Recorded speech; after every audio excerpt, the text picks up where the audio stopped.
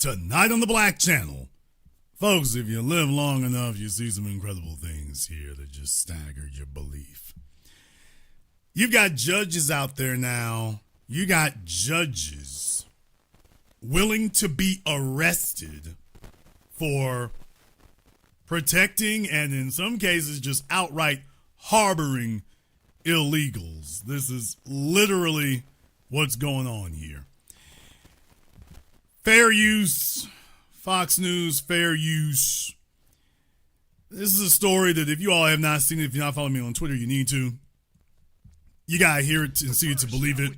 Let me make sure I give you a fair warning here. There have been power outages today, so hopefully that doesn't become a big issue here, but just fair warning. There have been some power outages, but a case you have to, cases, not just one, the cases you have to see to believe. But first, a Wisconsin judge under arrest and facing charges accused of flouting federal law to help an illegal immigrant.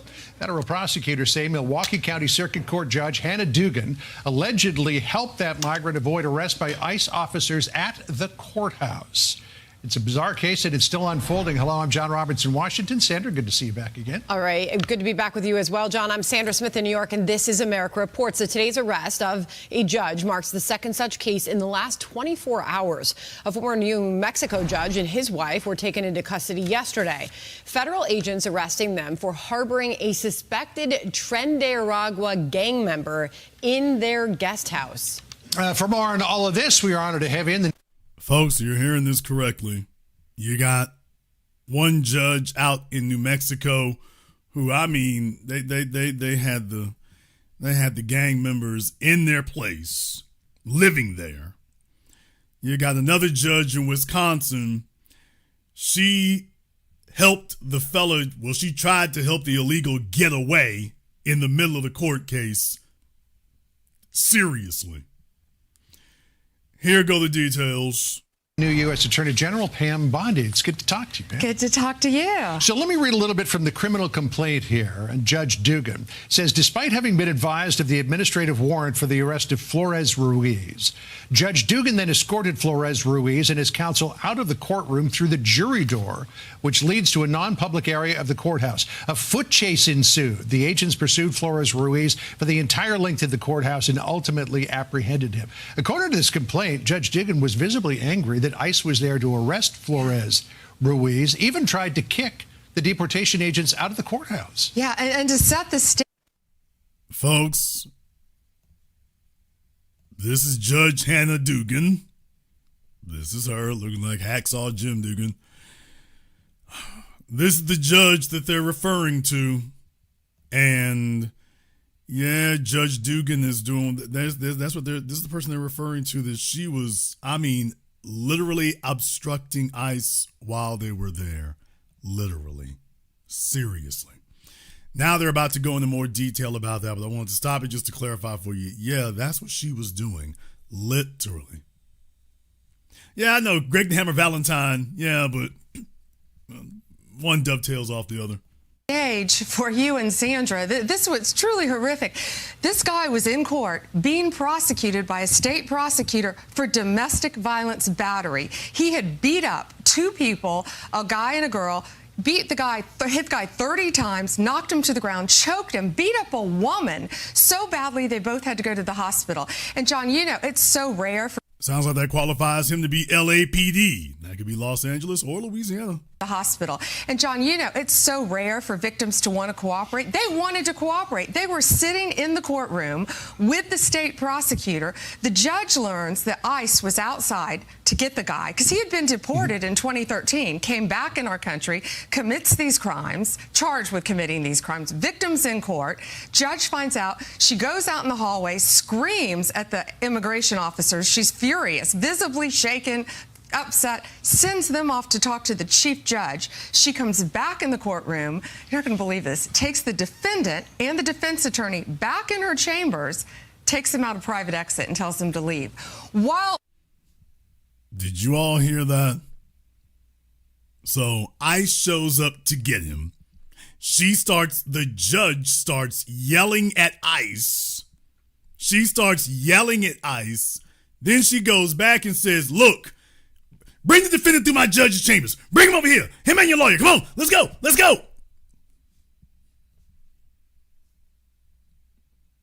Seriously, people. This is literally seriously something that happened. I'm going to back it up so y'all can hear that again, just in case you thought your Humpty ears deceive you. Prosecutor for domestic violence battery. He had beat up two people, a guy and a girl, hit the guy 30 times, knocked him to the ground, choked him, beat up a woman so badly they both had to go to the hospital. And John, you know, it's so rare for victims to want to cooperate. They wanted to cooperate. They were sitting in the courtroom with the state prosecutor. The judge learns that ICE was outside to get the guy because he had been deported in 2013, came back in our country, commits these crimes, charged with committing these crimes, victims in court. Judge finds out. She goes out in the hallway, screams at the immigration officers. She's furious, visibly shaken, upset, sends them off to talk to the chief judge. She comes back in the courtroom. You're not going to believe this. Takes the defendant and the defense attorney back in her chambers, takes them out a private exit and tells them to leave. While a state prosecutor and victims of domestic violence are sitting in the courtroom. Wow. Ladies and gentlemen, if this had been Judge Olu Stevens, they would have already arrested him and removed him from the bench. The state Supreme Court already would have done it.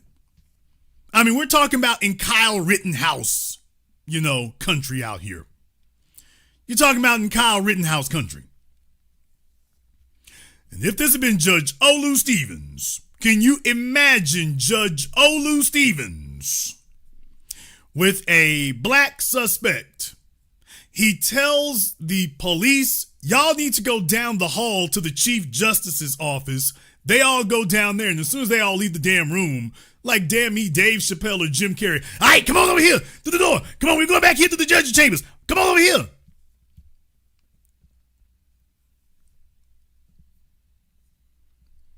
Doesn't sound like an episode of Power. It sounds like an episode of the damn Three Stooges.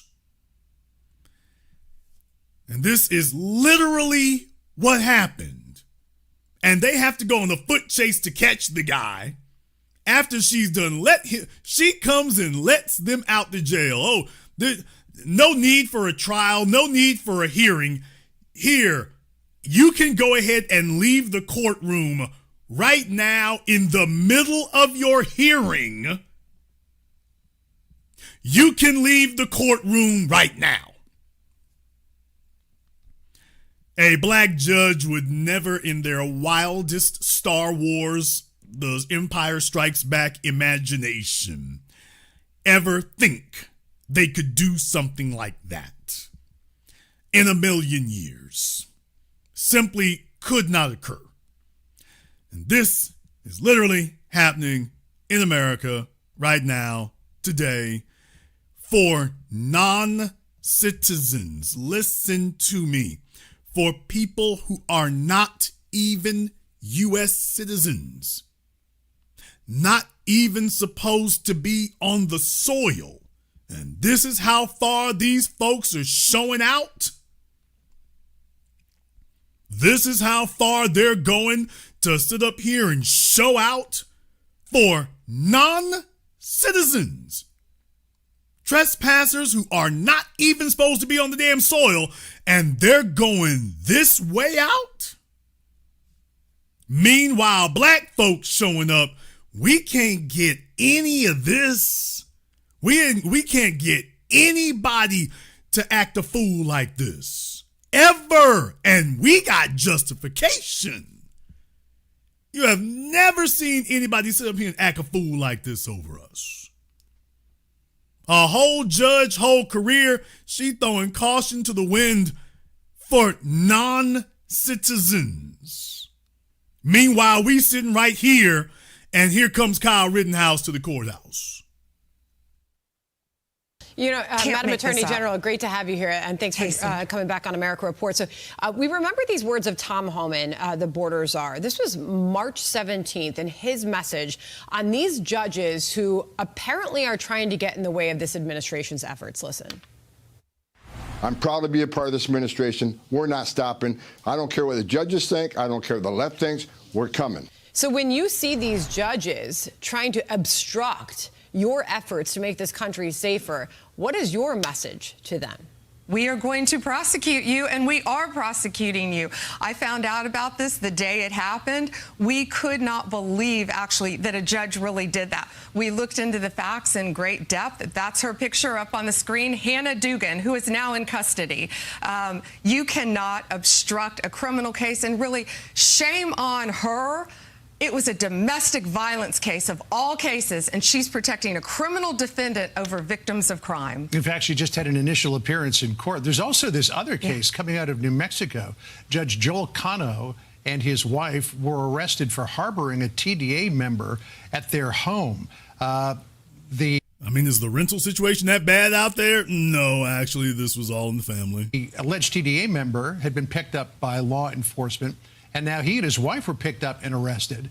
And you say that you believe, as the Attorney General, that the person that they were having living at their home was a truly potentially bad individual. Yeah, that's the judge up on the screen now who got arrested. Yeah, his name is Ortega. He was is a known TDA member, So he comes through Eagle Pass December 2023. He's living in our country. January 2025, ICE, they get a tip. Tom Homan's done a great job. Our FBI did a great job on this case. ICE got a tip. How many tips did the Biden administration get and didn't do anything, by the way? So they're saying ICE got a tip. Yeah, the tips are good. They're all over the damn place. If you throw a penny in a random direction, you're going to hit 2 illegals after the Biden administration. So if y'all want to know where they at, out west, New Mexico, Arizona, Nevada, this is what's going on, literally. And by the way, everybody from their background was running interference for him. It wasn't just one judge, people. It actually wasn't just one. It was more than that. 2025, ICE, they get a tip. Tom Homan's done a great job. Our FBI did a great job on this case, too. They get a tip that he is living with a judge and the judge's wife. So they have him arrested first on immigration charges. A Judge Damian Martinez. What? Nothing suspicious about that name. Charges. A Judge Damian Martinez releases him, saying that Judge Cano has a good BS meter and wouldn't let just anyone live on his property. Meanwhile, there they got the BS meter, the flawless BS meter, and here's the house guest I'm talking about with the strap. They got him with he took a whole bunch of pictures. One of his friends was on text talking about, hey, you shouldn't be posting pictures like that, man. You know, you part of the gang and you got weapons and you're not even supposed to be in the country. So you're doing a bit much, bro. You're doing too much. So the BS meter, okay. What does BS stand for in this instance? And wouldn't let just anyone live on his property. Yeah, I mean, when you look at the associations with this violent Venezuelan gang, Tren de Aragua, and this person that they harbored in their home, he was showing signs through clothing, we were told, tattoos. There was evidence through voice messages and text messages of his association to TDA. So what charges will Cano and his wife face, if any? So Judge Cano, soon to be former Judge Cano, got his charges were just unsealed. He's charged with obstruction. He admitted post Miranda. He took one of the TDA members' cell phones himself, took it, beat it with a hammer, destroyed it, and then walked the pieces to a city dumpster to dispose of it to protect him. The wife also is charged with Folks, do you see how far they crashing out? This sounds like something from a lame Hollywood B movie. You'd be like, nah, a judge can't do that. This is just too far over the line. This would be too damn crazy. He's like, no, I didn't know. I don't think there was a bad person here. But by the way, I took his phone, smashed it with a hammer, and disposed of it. These are not people working at your local McDonald's. This is not the janitor down there at the Staples Center. These are judges, I'm talking about with years and decades on the bench. This is their career and also their last stop. They went to law school and everything else, and they're willing to lose it all. Like Phil Collins, throwing it all away. I mean, doing everything. Y'all remember in the Young Thug trial? Remember they had the white female attorney? She was defending one of the folk there, and next thing you know, she's sitting up here running messages for gang members like she's a member of the gang. That chick ain't got nothing on these folks. She was just an attorney. These are the actual judges. These are the actual judges. And they're behaving like members of the gang. I think that's something to investigate. If somebody's acting like a member of the gang, I'm like, oh, hold on a second. Let's check you for tattoos.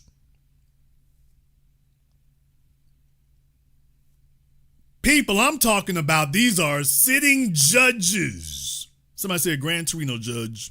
Damn! I mean, this sounds like something from one of them Hollywood movies that plays late at night on HBO. Not even something that folk would take seriously. This is sitting judges. Well, he was sitting right until he got arrested, but yeah, folks, I mean, they're acting like members of the gang.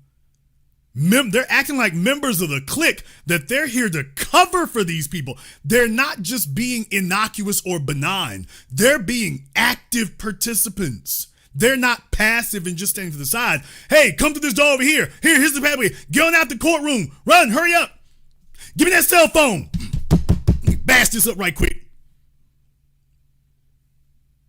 Don't worry. You go ahead and run. I'll dispose of this damn thing. Let me go ahead and finish beating that up.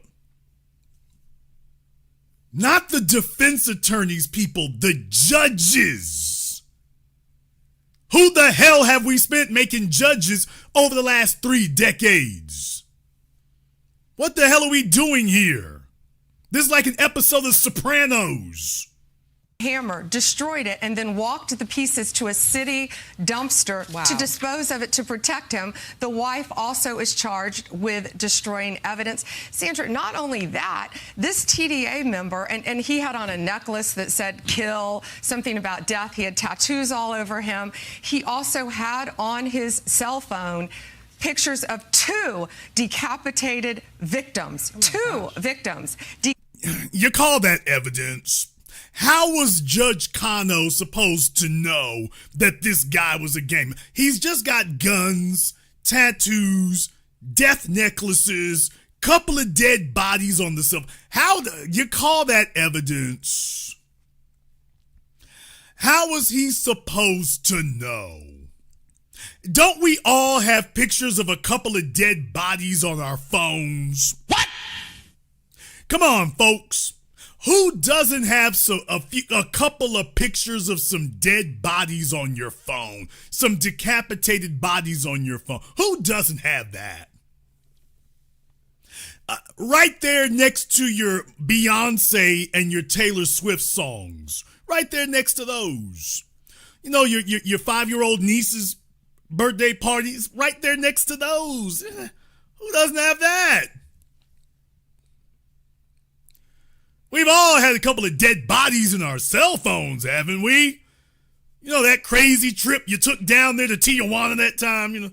Oh, hey, not one dead body. I'm talking about you didn't just find one, you found 2. I'm sure that, haven't we all stumbled across a couple, not one, a couple of decapitated bodies, not even dead, beheaded bodies in our lives? Come on, man. Let's get serious here. That's just another day in El Paso. Come on. Decapitated, gruesome photos, and he was sending them out, and whoever he was sending them to was sending back saying, hey, you need to be careful. You shouldn't be sending these. You shouldn't be texting these photos out. Not only that. Like I said, his boys were trying to tell him, hey, bruh, you doing too much. Hey, man, you doing the most. You shouldn't be sending this out. The folk he was sending to, hey, man, hey, what are you doing? Dude, you about to make the block hot for yourself. What are you doing over here? You shouldn't be doing. Old boy's like, hey, everybody got some dead bodies. Okay, so he leaving the country. The judges are getting arrested. Your wife is in handcuffs. Oh, that's got to be a ride or die right there. You got the illegal gang members in your guest house, and you gonna sit right there and go to jail with your dude? Oh, look at the arms on Manuela over here. What? Anyway, I'm hoping she works out. I'm hoping she works out. Maybe she works out, y'all. So, yeah, I'm just saying, boy, that's got to be ride or die right there, boy. Is she willing to get in handcuffs behind some damn illegals? It must be crucial. It's got to be crucial for that to happen. These two, the judge and his wife, gave him assault rifles that belonged to their daughter. That's what they're charged with. In the criminal report affidavit, he goes to a shooting range with these assault rifles, with a suppressor, with other known TDA members, and they're shooting. This is the last person that we want in our country. Okay, so the gang member that they had living there, they gave him assault rifles so he could go to the gun range and practice his accuracy, practice his marksmanship. You know, with the 2 dead bodies in his cell phone. The 2 dead bodies on his cell phone, the tattoos, death necklace. Hey, I need a couple of straps. I need a couple of automatic straps to go down the range so I can practice my marksmanship. Why, show! Here you go. Man, if y'all think the cartels are not in America, let me just quit beating around the damn bush. If y'all think that the cartels are not already in America, you talking about the movie The Departed, the mafia already got people in the police departments. Man, the cartels on the southern border states, they way past police. They like, dude, we got whole judges. We got whole judges in our back pocket here, bro. We got whole judges who are members of the clique.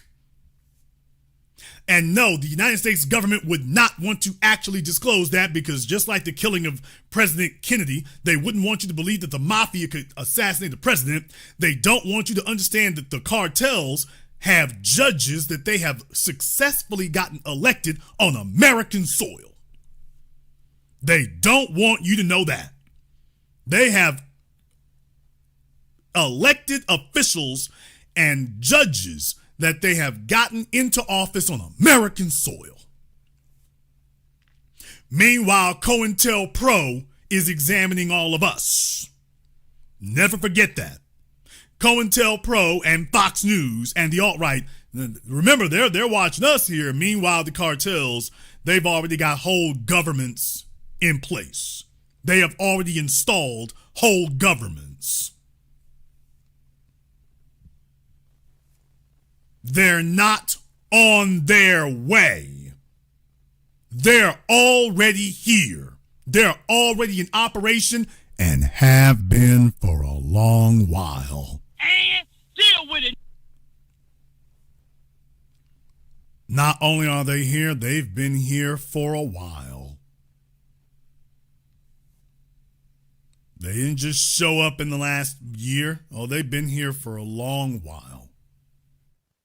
Nor will we ever tolerate a judge or anyone else harboring them. Let me, if I could, Madam Attorney General, come back to the Wisconsin case and Judge Hannah Dugan. Because in allegedly letting the perpetrator and the attorney out through a non-public exit and allowed them to get out in front of the building, we had a situation where we've seen that I know Tom Homan was complaining about in Colorado, where there would be no transfer of a defendant from a jail to ICE custody on a detainer request in a way that was orderly and protected public safety. They would dump them off in a parking lot, and then ICE would have to chase them around with the DEA or whatever, or FBI, and pick them up. This ended up in a foot chase in public sight. It says here, a foot chase ensued. The agents, and this was a DEA agent and an FBI agent, pursued Flores Ruiz for the entire length of the courthouse, ultimately apprehended him near the intersection of West State Street and 10th Street. So the judge apparently has created a situation here where you have a public foot chase. And we all know that, well, sometimes they can be they can come off without incident. They can also turn into very dangerous situations. John, that's exactly right. Folks, Judge Hannah Dugan, a.k.a. Judge Greg the Hannah Valentine. Damn! Judge Greg the Hannah Valentine sat up here and let the illegal get away from the courthouse, let the illegal escape the courthouse. They had to go run and chase him down a block or two away. This is not some story from the 1960s or 70s. This is this week. This is this week. Welcome to the mad, mad world. This is literally where we're at today with it. This is literally what they're doing. Judges. These are judges doing this. Now, I want to jump over here to CNN. And as you can imagine, CNN is very, very sympathetic. CNN is very, very sympathetic about all this because, of course, remember that your left-wing white supremacists are no different than your right-wing ones. They think they're slicker. And I want you to hear what they said here on CNN. Announced criminal charges in 2 separate cases involving judges as the Trump administration focuses on judges' conduct relating to immigration enforcement. A Wisconsin judge was arrested and charged in federal court Friday for allegedly helping an undocumented immigrant avoid arrest. Judge Hannah Dugan faces 2 charges for obstruction and concealing an individual from arrest outside her courtroom. A statement was released on behalf of Judge Dugan saying she will, I'm quoting now, will defend herself vigorously and looks forward to being exonerated, end quote. Also,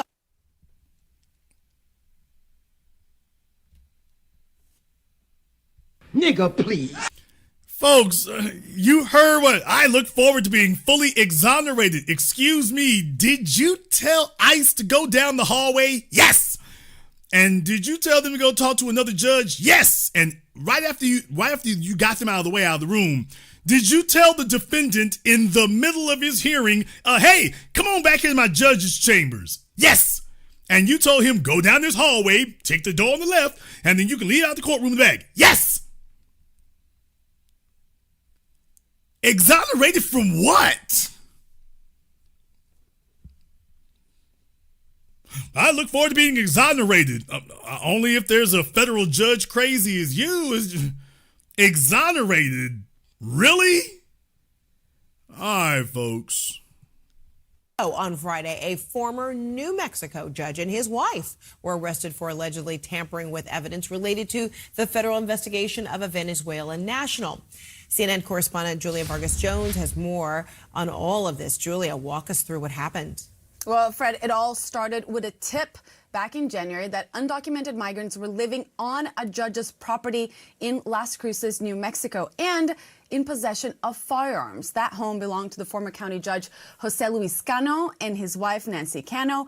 Authorities alleged that, in court documents, that one of the people living on the property was Christian Ortega Lopez, that Venezuelan national who they say is a member of a gang called Tren de Aragua. She said that they say was a member. This is like Telemundo here. I mean, you call those tattoos and the cell phone and his friends and associates and all those prior arrests, you call that evidence. So welcome to CNN. Called Tren de Aragua. In the complaint, there are multiple photos and videos of this migrant who appears to be holding, in a shooting range, holding handguns or assault. People, he appears to be holding handguns and assault right. Appears to be. She said he appears to be. Appears to be.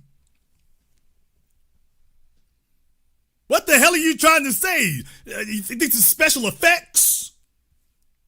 Toy guns? He has an evil twin, like Michael Knight from Knight Rider. Oh, this is Garth. This heifer is literally sitting here talking to us like this is Telemundo with the cartels right off the camera.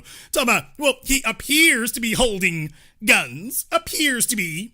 He appears to have bullets in his hand. It seems that way. It looks that it is possible it could be that.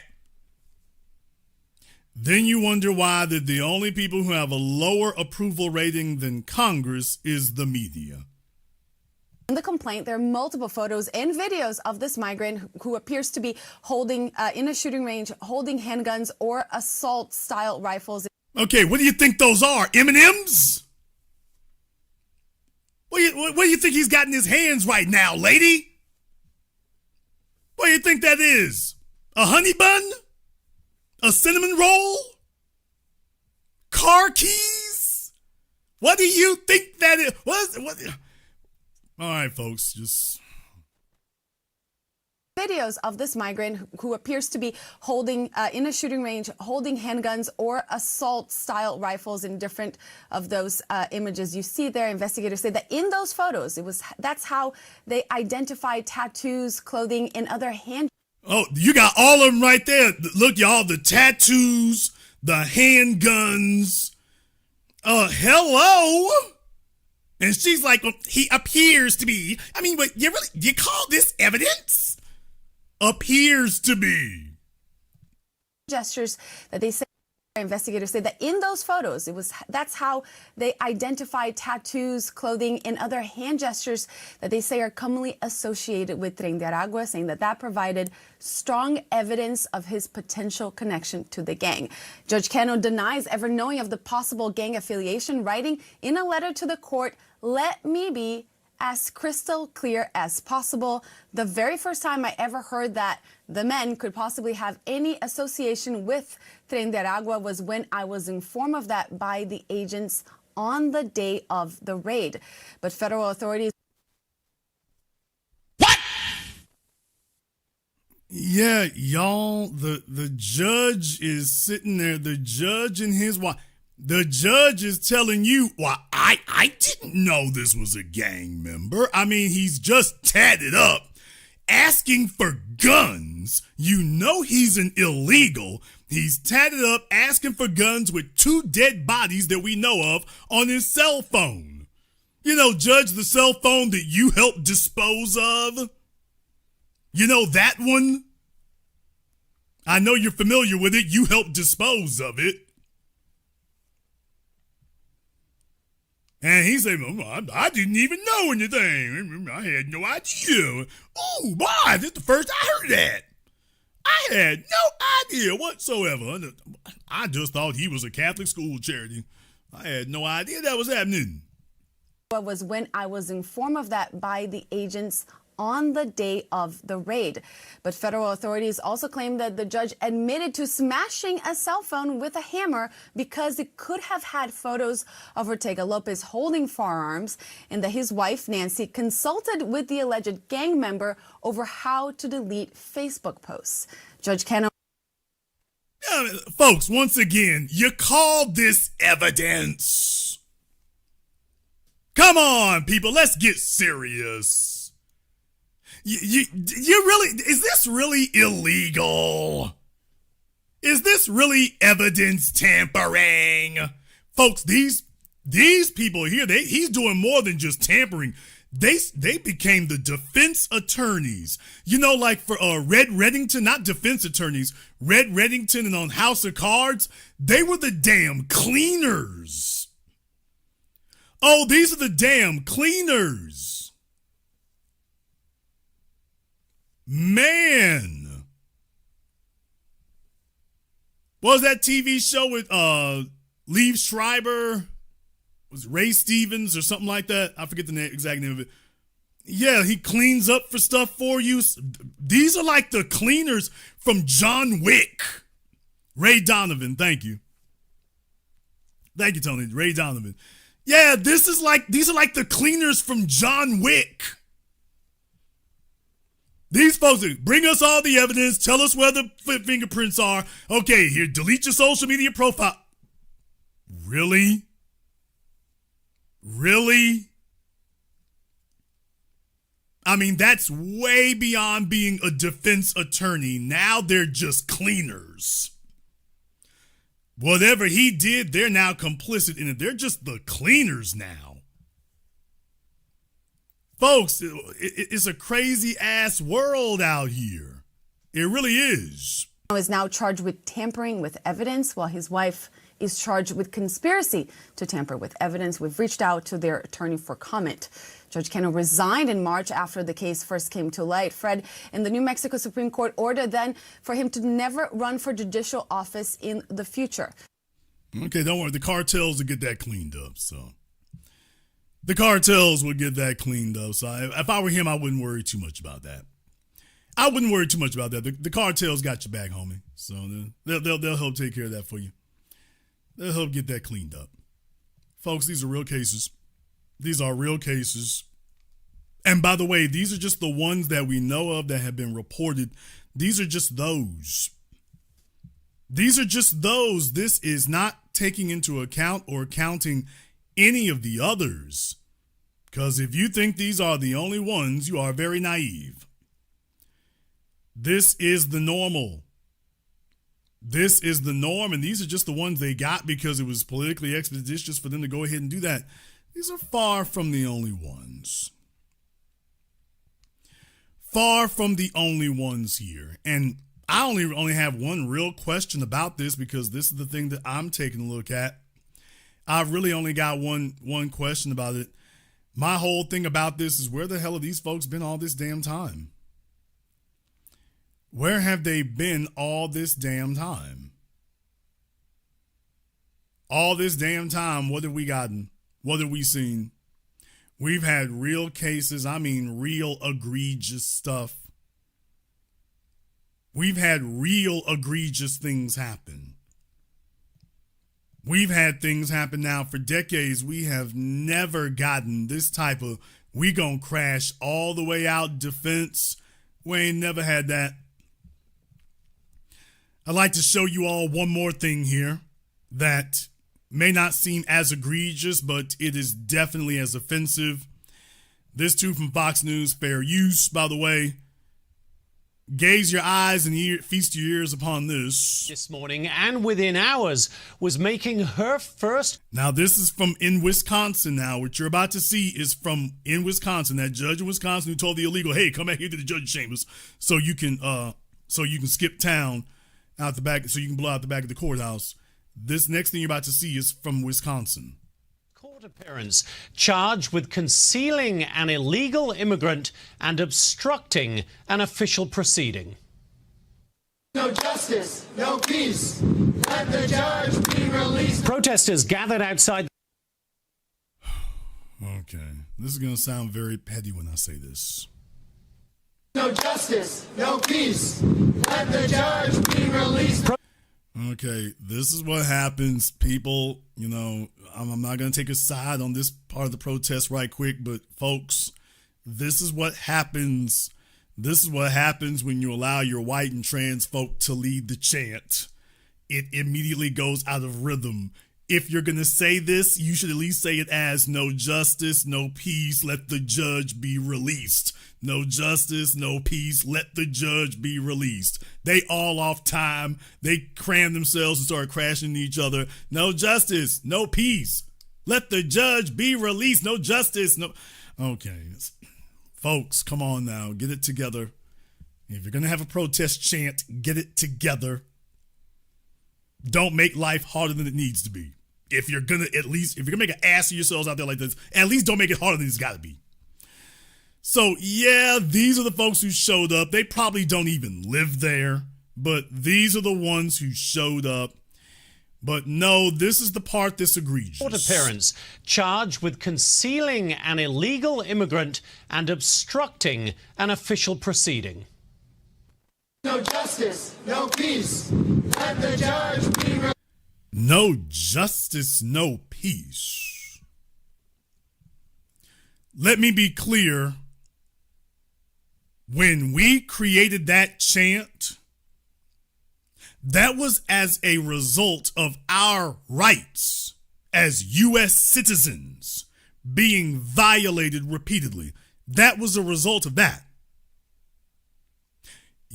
They're not asking for justice, they're asking for injustice. We didn't ask anybody to ignore the law. We told people to observe the law.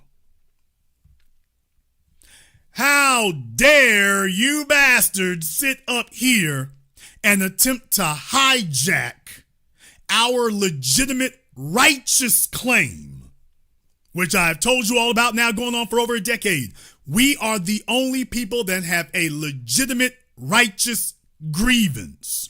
And for all these other folks to sit up here and attempt to culturally hijack our legitimate grievance and attempt to tattoo it on their backs as if we're the same. No, we're not. We're not the same.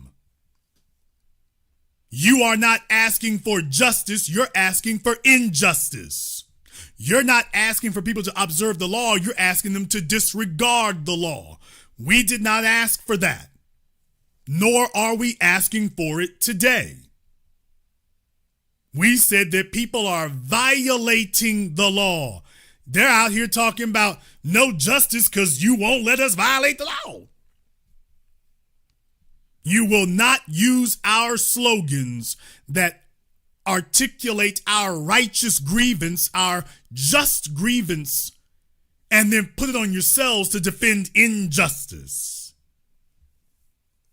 We talked about that here. And remember, I did the program, the illegals in Louisiana talking about no justice, no peace. Sit your little ass down. You've already got justice. You're now demanding injustice and attempting to use our words, which were born from a righteous, justified grievance.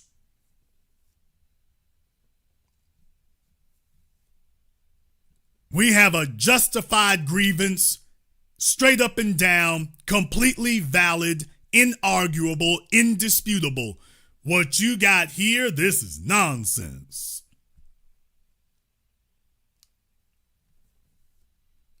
Trying to steal our slogans. People, the reason I'm doing a nice program here is I want you to understand that we never got this kind of participation. We never got this kind of activism from the system or the people in it ever. Ever.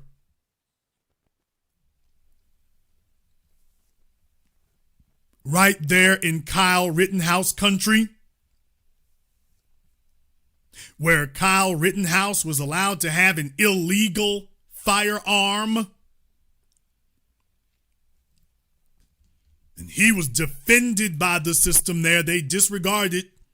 He was defended by the system.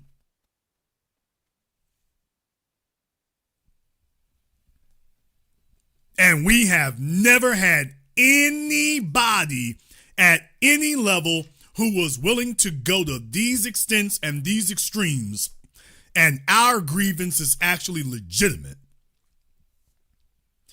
If you all agree with that, give me the green check mark emoji in the chat room and hit the likes button for me. It's over 4,000 people in here live right now, but folks are not liking the program here tonight, so I guess they want me to stop early. But if you all agree that we have never received that, give me the green check mark emoji in the chat room and hit the likes button for me.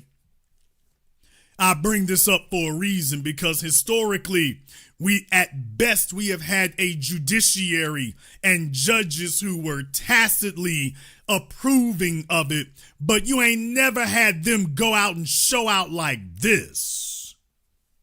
We've never witnessed this, and we are actual citizens whose constitutional rights have been compromised and outright violated. And we have never received this degree of action. It's never happened. We've never seen it, and we don't see it today. That's why I brought up Elijah Cummings and John Lewis and Cory Booker a 25-hour filibuster for nothing. Elijah Cummings having a sit-in and John Lewis mumbling his way across Edmund Pettus Bridge for the 100,000th damn time. And meanwhile, I'm like, well, hey, you Democrats, for your so-called base, shouldn't you all be having weekly sit-ins for the last 2 decades? You've never done anything like this for us, and we're the base and the backbone of the party? So you do know, people, listen to me. What they're showing is so you do know how to be disruptive, and you do know how to be active, and you are willing to put it all on the line and risk everything and give up everything. Oh, you are willing to do it, just not for us. Oh, there's the difference.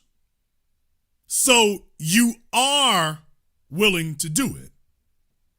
You're just not willing to do it for us. You are willing to risk imprisonment, losing your credentials, losing your career. You are willing to risk it, just not for us. And to add insult to injury, they are willing to do it for illegals who are not even citizens. Now, you have to ask yourself a question. You have to ask yourselves a question as to why they would do this. Why? What's the reason? What's the purpose? And I submit to you, it's actually multi-pronged. So let me go ahead and explain that to you. First of all, remember, it is the black numbers that everyone is concerned about. Everyone else's numbers are tertiary. It is strict control and regulation and limitation of our numbers, and specifically those of us whose lineage goes back to American slavery or beyond, specifically limiting us because we are the carriers of the legitimate grievance. So anything and everything that can be done to neutralize us, to sideline us, to quarantine us, anything that can be done to do that, that is in the public interest. So first and foremost, it is about replacing the political conversation and erecting a buffer class that neutralizes us. That's the first thing. The second thing, people, is it is a war of numbers. I need you all to understand, in case you didn't notice there, that these folks, whether they're legal or not, they get counted as part of the population. What? So you have a lot of these cynical politicians, and that's Democrat and Republican, both sides, that they want illegals here. They just want them in their states so that they can be counted as part of the population. We are estimating right now that as a consequence of reapportionment for Congress and the upcoming census, that California is going to lose a couple of congressional seats, and Texas and Florida are actually going to pick up congressional seats. What? Yes. While they're actually estimating that California is going to lose a couple, and Texas and Florida are going to gain a couple. Yeah, a bunch of you were not aware that right now projections are showing that that's the way the math is going to come down. The Texas and Florida, and they're not the only states, but those two in particular, that they're going to pick up congressional seats. Please remember that you are counted as part of the population even if you cannot vote. I need to give you all a civics reminder. You're counted as part of the population of a state for congressional purposes, for the purposes of Congress and the Senate, whether you can vote or not. Now they've expanded it, whether you're a citizen or not, if you're a resident.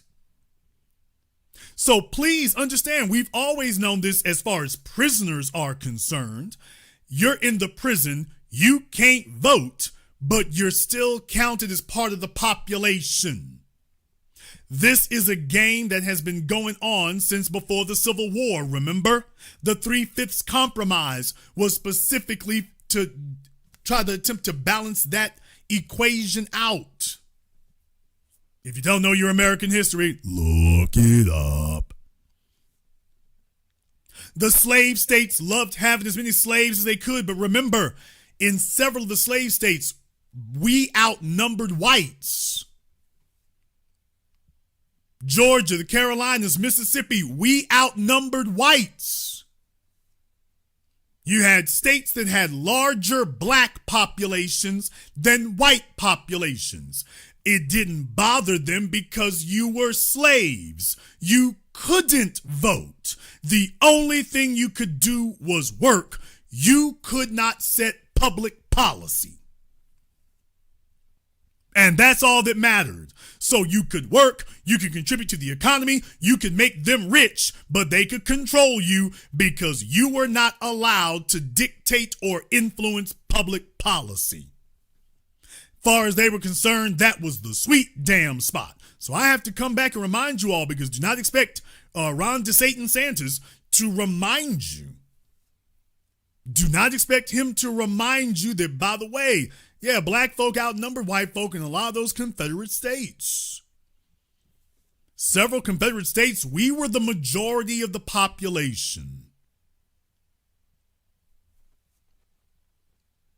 And so maintaining that power dynamic, that has become public policy now. Maintaining that imbalance where you have a black population, but they're neutralized politically and socially and thus economically, so that that day of reckoning over their righteous grievance never comes to pass. That's the strategy. But as I told you all, you can't make that happen naturally. There's no way that can happen naturally. So they need to have a whole big leg up and help, because they could never do this on their own. The immigrant population, and they keep talking about minorities, they can never do this on their own. They all have to be given tremendous amounts of help and assistance. Otherwise, they would fail even worse than us. And this right here is what I'm talking about. As we have told you all for years, do you understand? A black man ain't got enough money to pay for this kind of treatment in the court. With Young Thug, remember, his lawyer got arrested and the judge put his lawyer in jail. A black man can't pay enough money to get these kind of hijinks and antics in court. You ain't got enough money to make that pop off.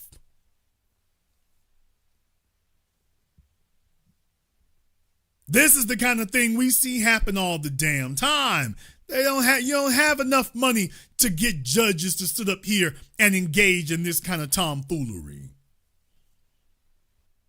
Folks don't like verdicts sometimes, but these folks said, damn a verdict. Let's get straight to the power here.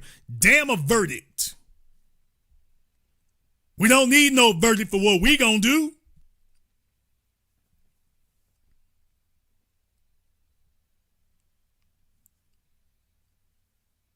Please understand that we've been watching this all this time.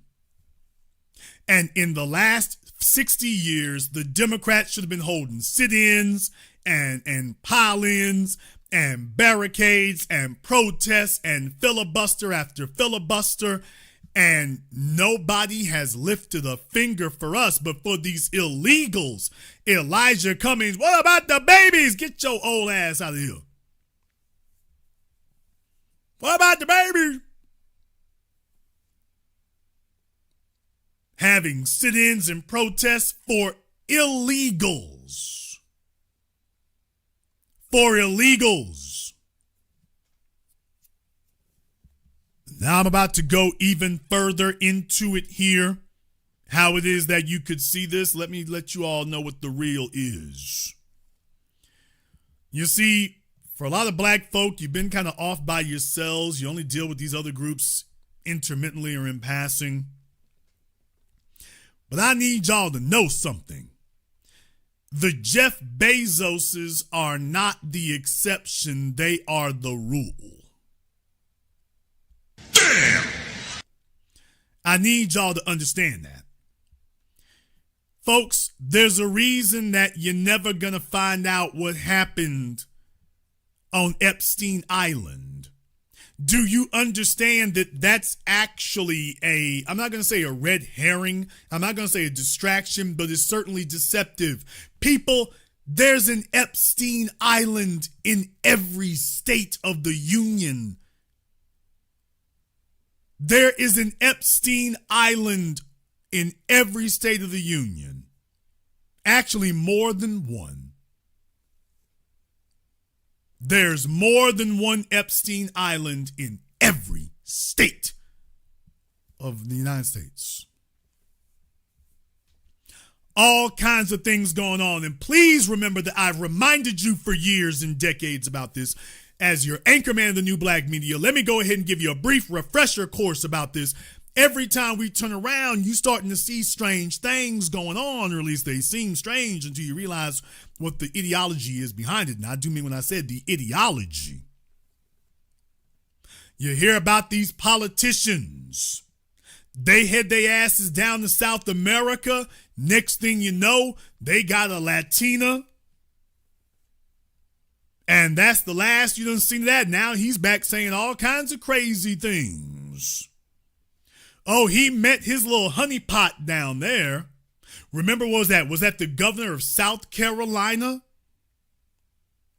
Had an adultery scandal. Yeah, he got him a side. He was a married man. Got himself a side chick down there in South America. Next thing you know, he wants to go to South America every damn month. Mark Sanford, thank you. His wife is like, hey, fool, you the governor of this state. He's going down to South America for economic development or something every other damn month. What do y'all think happened? Do you think that's accidental? The Chinese have a whole espionage department for honeypots to go ahead and trip up politicians and folk over here.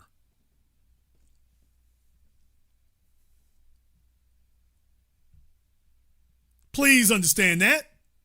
You got Jeff Bezos, you got Matthew McConaughey, you got Arnold Schwarzenegger. What? A sitting governor of the state of California couldn't keep his hands off the hired help. And she didn't even have to be a damn dime. No disrespect, but there wasn't nothing dimish about that. I'm like, Arnold, of all the merry maids that you could have chosen to knock down, he gets this Oswald Cobblepot looking chick. Bruh, options are that thin? Arnold, they've got a mural of you in Gold's Gym in California. You're a walking deity at Gold's Gym in California, Arnold. Arnold Schwarzenegger, when he was governor of California, literally could have walked into any Gold's Gym and said, yo, look here, come here with me. And the chick would have dropped her damn gym bag and jumped in his Humvee. No questions asked. Something with thick thighs, a flat stomach, some muscle tone. He could have walked into any 24-hour fitness and laid it down with no strings attached. And he said, I'm going to bypass all that. Where's this Roseanne looking chick over here? Well, she in the house and she available. Folks, it didn't even take a dime to get him. It didn't even take a dime. The Chinese are like, damn, we paid all that damn money for the cute ones. We could have just sent this damn toaster up in here. We could have saved ourselves a lot of money. These American politicians come cheap. Folks, Schwarzenegger, it didn't take a dime for him. You know Maria Shriver has been checking her life ever since. Damn, I lost to that? Maria's like, I lost to that? I lost out to her?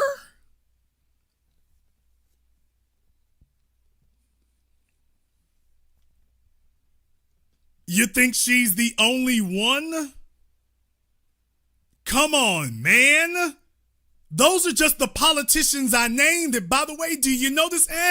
All of them done got tripped up with something come from south of the border, man.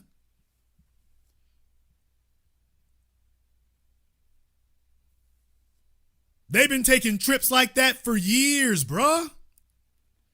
They've been taking trips like that for years. Your politicians, where you at? Yes, yours, in your state, yours. Please understand, I've explained this to you all before. The illegals couldn't get up here if the coyotes didn't have a plug. You can't run drugs to America, get $1 million worth of cocaine up here, and then figure out who you gonna give it to. They bring the dope up here because they know who they gonna bring it to. They had the person they gonna bring it to ask them, hey, let me get a million packages. Let me get a mill on them packages. These people are not speculating when they bring drugs up here. They know exactly who they're bringing it to because there's somebody up here who asked for it. Okay, then they're not bringing these illegals up here guessing and wondering where they gonna go. The coyotes know where they're taking them. Somebody has asked for you. Anyone who's seen that movie, Sicario, you seen that. Anybody who's seen, I think it's Sicarios 2. You saw that one. Dude, you're not coming across that border if somebody didn't ask for you. Nobody's going to leave Mexico and come up here on a wing and a prayer. They know where they're going. And they know who they're going to.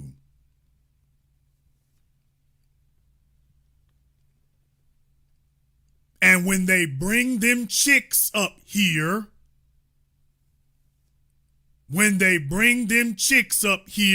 everybody know what it is. Oh, y'all don't want me to get gully with it tonight. You don't want me to do that. Y'all don't want me to remind you just how dirty the game is.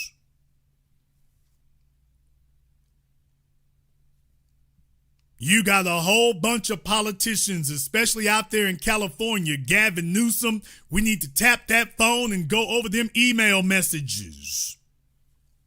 That fella is practically guaranteed to have that kind of dirt on him. No wonder they want you to think of all the illegals as legal. I guarantee you all, if we tap Congress's phones, go over them email messages, folks talking about insider trading of stocks. Hey, we need to start talking about that human trafficking. We need to start discussing that human trafficking is what we need to discuss. Got a whole bunch of chicks over here, housekeepers and working at hotels and working at colleges. Everybody playing dumb about. Knowing full damn well they brought them over here because everybody knows it's time to get down. She about to negotiate this citizenship package. She about to negotiate a whole bunch of things. With everybody trying to play stupid and play dumb about it. Your political class, I'm letting you know that's not accidental. It's about a whole lot more than whether or not you can get a cheaper addition built on the house, people. It's about a lot more than that. It's not as simple, it's not as small as can we get an addition built on the house? Can we get some cheaper shingles or some cheaper roofing? This goes way beyond that, man. This goes way beyond that. Way beyond that. Do not sit up here and be deceived. You got a bunch of politicians, I'm telling you right now, they got Latina dirt on them. Somebody done got Latina dirt on them. They got the pictures. They got the photographs. The cartel done send them an email to let them know this how it's going down. The majority of your politicians are hopeless, embarrassingly lame individuals. They got to accept the damn Lolita. They got to take it. Ain't nobody else fooling with them.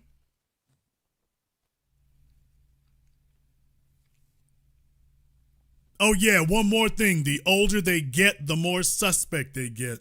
Damn! One more thing. The older they get, the more suspect they get. So do not let the fact that they've gotten older deceive you into thinking that they're any less compromised. You got a politician down there in Texas. I need y'all to understand that most of the folk you're choosing did not come from the soil. So please understand, just like your black politicians, they're looking to replicate everything that the white politicians they see do. So if the white politicians are getting kickbacks, they feel like they need to get some kickbacks. And if the white politicians are getting them perks and benefits and box seats and VIP suites, well, they figure they're supposed to get that. And if the white politicians are having little Latina chicks brought to them, like the movie Taken, if the white politicians are getting little Latinas brought to them, getting little Asians brought to them. What? Oh yeah, I'm throwing it out there. How you figure you got so many black politicians in New York? Oh, I said it. How y'all figure you got so many black politicians in New York that they don't say nothing for black folk, but when it comes to Asians, they're 10 toes down. They crash all the way out. Why do you think that is? What do you think rationally, objectively, reasonably, logically explains that? Give me the logical explanation for such a consistent, treacherous response. Or would you like me to tell you what I've seen with my own eyes? Oh, okay. I'm going to go there. Remember the trip that I took to Albany February 14th? Valentine's Day. Oh, I'm going to say it. I'm going to say it. When you had your black politicians down there for the black, Latino, Pacific Islander, Cuban get-together that they had down there, I want y'all to know, yeah, they had their little event at that auditorium clubhouse thing, but then the politicians went, oh, I'm going to say it, to the Hilton. What? I'm not telling you what somebody else told me. I am telling you what I witnessed with my own eyes. And the folk who went with me saw it too. Now, they might not have seen quite as much, but because I was actually over there. and I saw them. Just a block or two away, but I saw them. I saw them, and it's like 11, 12 o'clock at night, people. This is not 8 or 9 o'clock at night. This is going on midnight.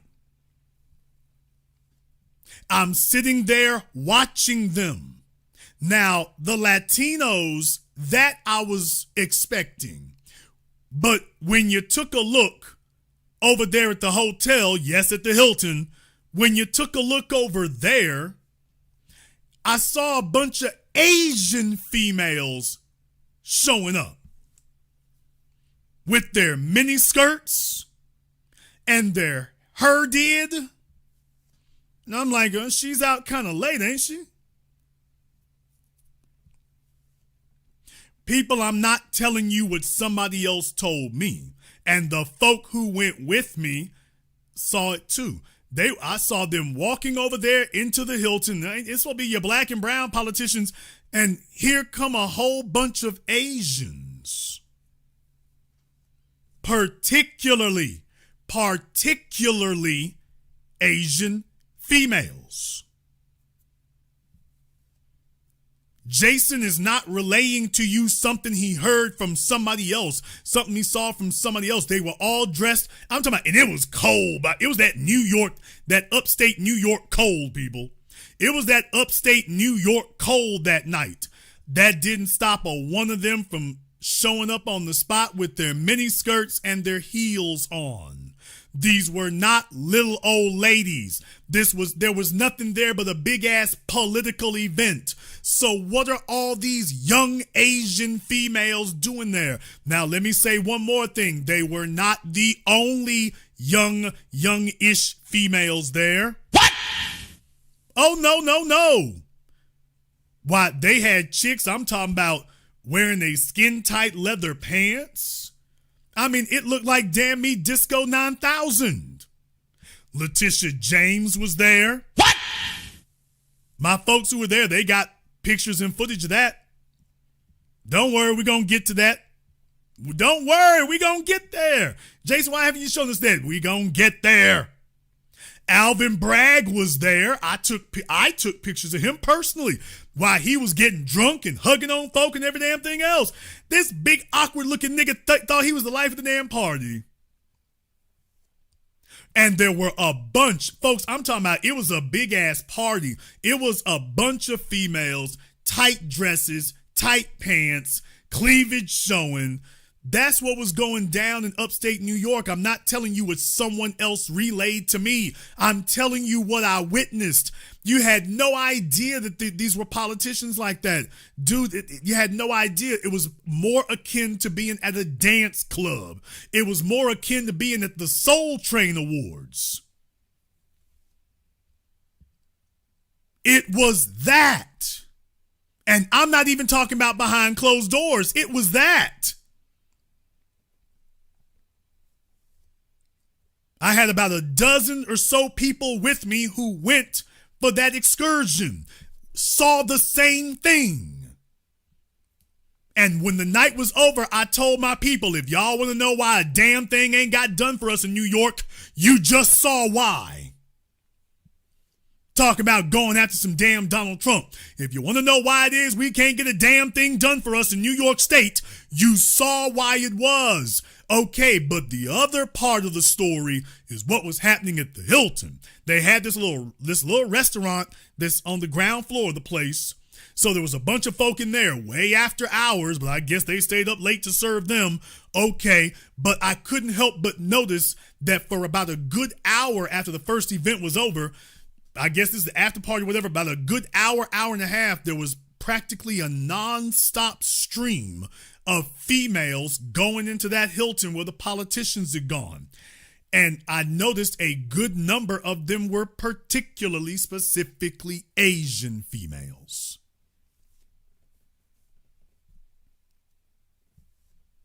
Was Hakeem there? I don't think so. This was really for assembly people, for state politicians, not Congress. So it was a whole bunch of assembly people. Now, I just want y'all to know, I'm not telling you what someone else said. I was telling you what I witnessed. So I know folks is compromised. You think them chicks showed up there because they bored? Or do you think they showed up there because somebody sent them there? And they came to close a deal. They came to close a deal and they came to set a trap. And that's just New York. What about California, Washington State, Florida, Virginia and D.C., New Jersey, Michigan, Pennsylvania, Delaware, Illinois? How many other places got a bunch of lame-ass politicians? All it takes is a chick who's a strong 6, and he is willing to sell out every damn thing.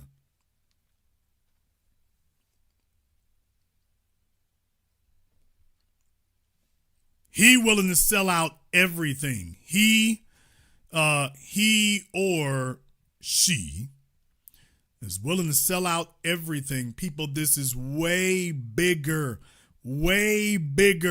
than just, oh, folks, let's get some cheap labor from Home Depot.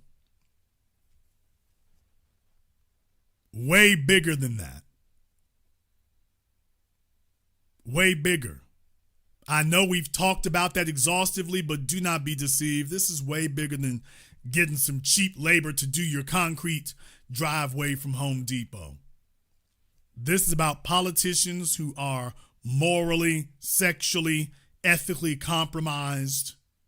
Some of them got drug habits or people in their family with drug habits. I'm going there. I'm saying for a judge to act like this, and somebody got you in their damn back pocket. Somebody got you on paper somewhere. Somebody's got the goods on you. And you're far more afraid of what they will do than you are of what the U.S. government will do. What? People, do you realize the level of compromise you have to be? They are far more afraid of what these other people could do than they are for losing their careers, losing their freedom, and every damn thing they got at the hands of the federal government. They're more worried about whoever this other person or this other group is. That they would rather take their chances with they would just follow the orders they're given by these other people and take their chances against the federal government.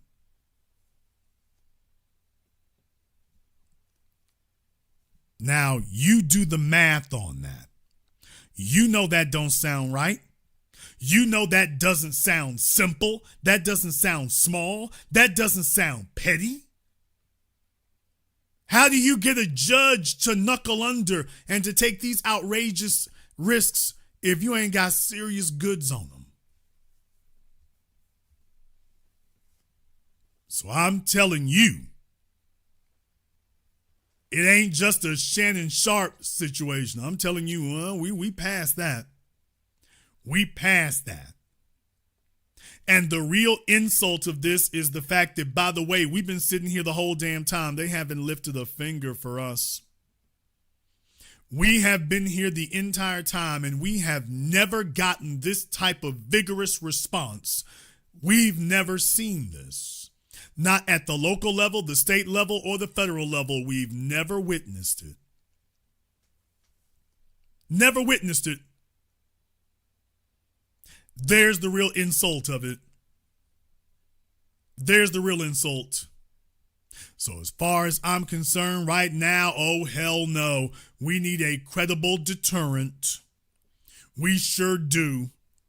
So right now, I'm just like, Trump is the agent of chaos. I'm like, let him run wild. Let him do what he gonna do. I don't give a damn if he goes to listen to me carefully. I don't give a damn if he goes to every courthouse in this nation and rounds them all up like one big ass cattle call. Please understand that don't bother me. Please don't. Jason, they might get some good ones in there. Believe me, the good ones are outrageously outnumbered by the bad. You can count the quote-unquote good ones on one damn hand and have enough fingers left over to drive. And deal with it, nigga. You can count the so-called good ones on one hand and still have enough fingers left over to pick up your fork and eat. So don't think you gonna sell me on that one. I don't give a damn if he go and grab every single one of them. If we cannot all be equally comfortable, damn it, we all gonna be equally uncomfortable. I'm like, damn me, Denzel Washington and American Gangsters, Frank Lucas. You think I damn about a judge?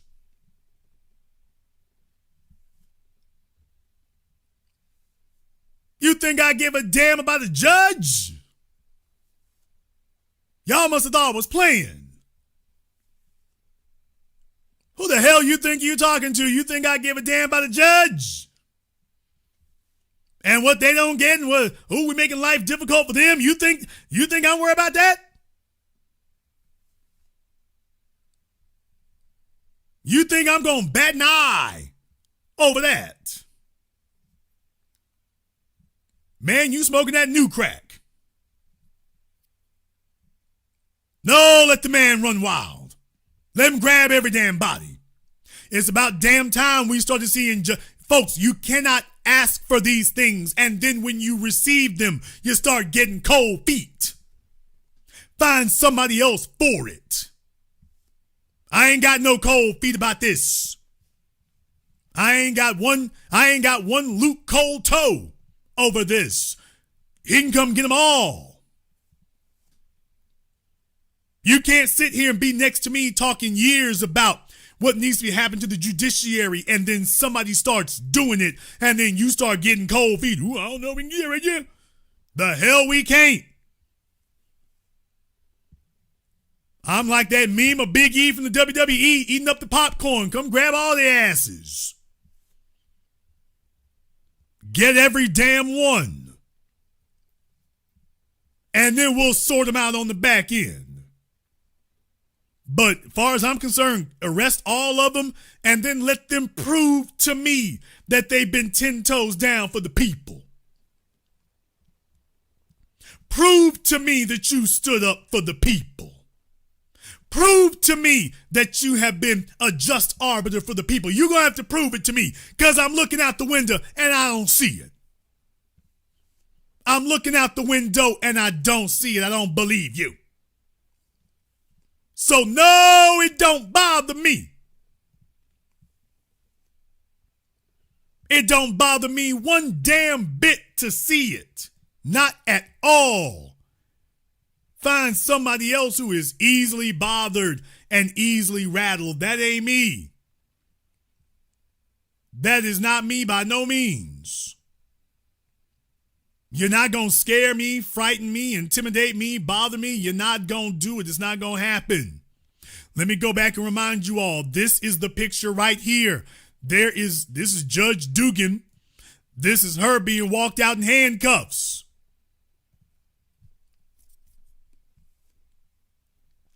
Got my people being terrorized all over this country right now. And you think I'm going to bat an eye over this? All I got to say to you is, where are all the others? Damn! That's all I got to say to that. Okay, I see one. Where are the others?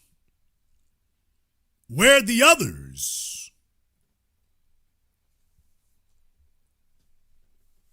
I just see one. Where's Judge Schrader?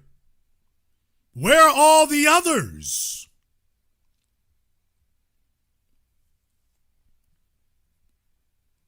Come on now, far as I'm concerned, go rent out an NFL stadium and pile them all up in there. I have no issue doing that.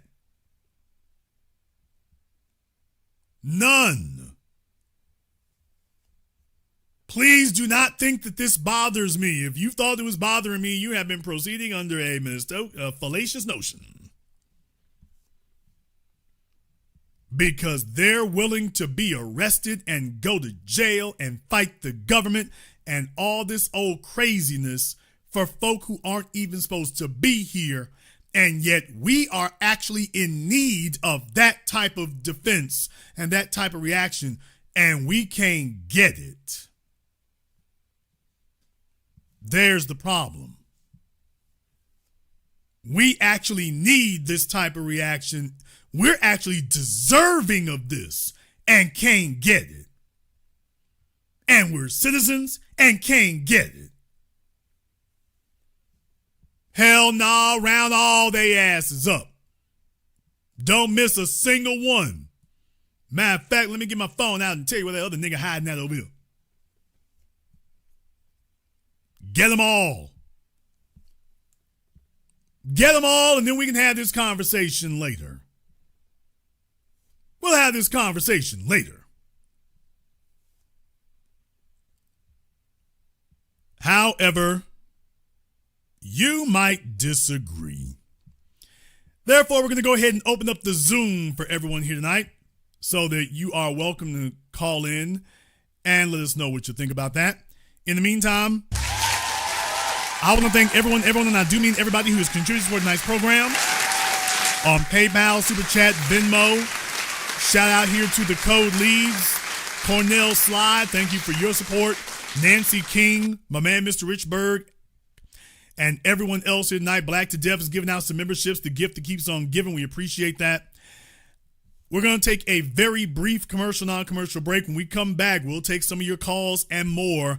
This is the Black Channel. When you visit MrBeTheTeacher.com, you can get a copy of his award-winning book, Guidelines for the Successful Student.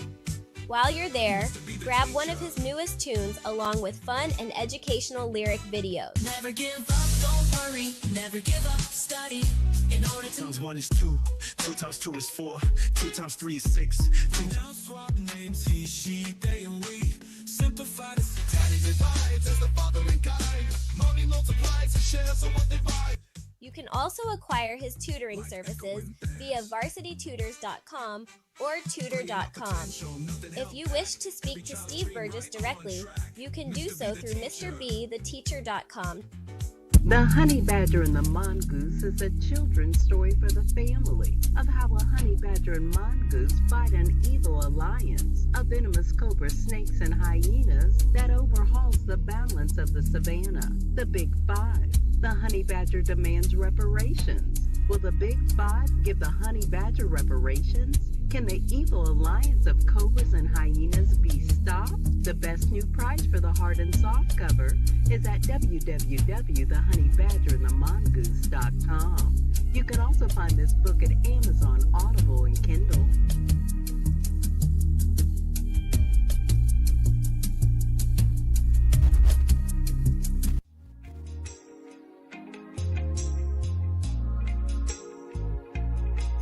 Order yours today to experience all the benefits of Ash Kickin' Body Butter.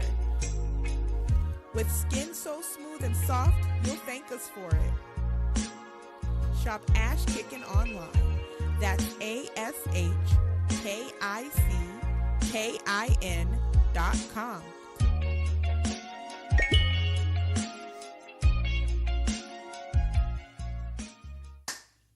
Hi, this is Brenda Starr, creator of Poetry with a Purpose and author of the book Pressed But Not Crushed. Pressed But Not Crushed is an anthology of political poems that address current and historical issues in American descendants of slave population and African American population. The book describes slaveries and its residuals, Jim Crow segregation, social depredation, and other relevant issues to American descendants of slaves and African Americans, including the current political climate that does not address our issues.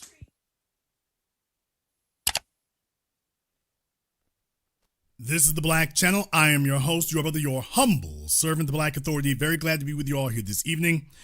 The Zoom link is now open for everyone here. If you wish to go ahead and call in and weigh in on the subject here tonight, we're talking about the story that's come out here. The boys, judges out here getting arrested for helping illegals. Had one judge that ushered one out the back of the courthouse through the judge's chambers. ICE was there to pick him up from the court, and she sent ICE down the hallway. And as soon as they walked out of the courtroom, she told the illegal, come back here to the judge's chambers and see if you can escape from the courthouse. So now she has been arrested. You got a judge out there in New Mexico. I mean, basically looking like part of the cartel out there. Basically doing that. I mean, boy, folks, no political party necessary, no super PAC necessary. Everybody's own code when it comes to doing things for everyone except us. Now, the fact that they are also conspicuously absent from doing anything that does the same thing for us, that means something. Now, that means something.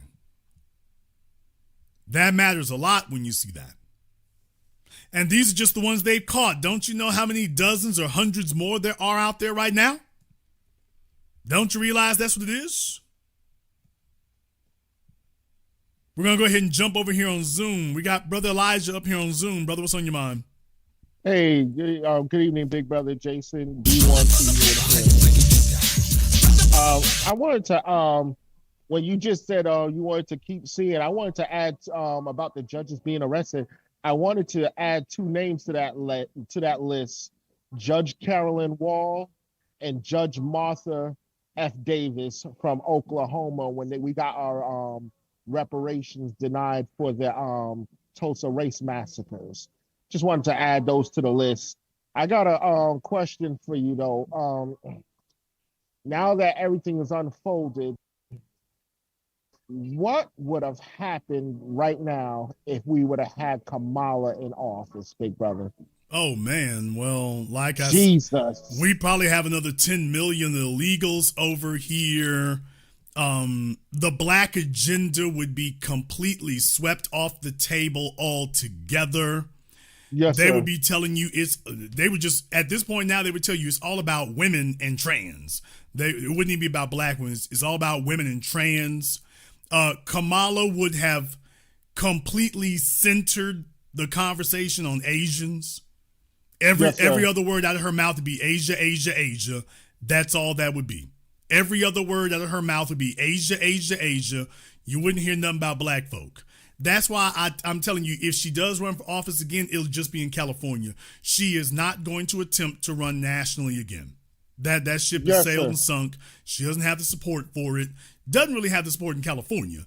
But really, if she had gotten elected, 10 million more illegals at least. Yes, sir.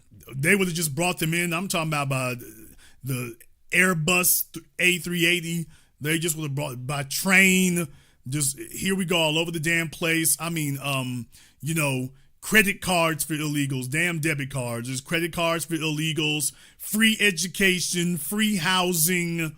Yes, sir. And she would have proudly said, we ain't doing nothing for black folk. The only thing that see if you can apply at the SBA. You're not asking the illegals to apply nowhere. You cutting in the check. So if she had gotten elected, oh man, yeah, we would have been essentially erased from the national conversation. And the Democrats and Jasmine Crockett and them be dancing their asses off. Jasmine Crockett is another one. That ridiculous little venomous creature who has made it very clear that she's not here for black folks. So, like I say, Dallas got to get his damn act together. We can do better than Jasmine Crockett. Yes, sir. All right, because I already predicted her running mate. Her opposer, that Sambo, he already rejected the idea of reparations. So we're gonna be stuck with this woman for a while, unfortunately. And I got a question also with Mr. Trump. All right. I always wondered what he's doing now. How come he didn't pull this off in his first term? What in particular?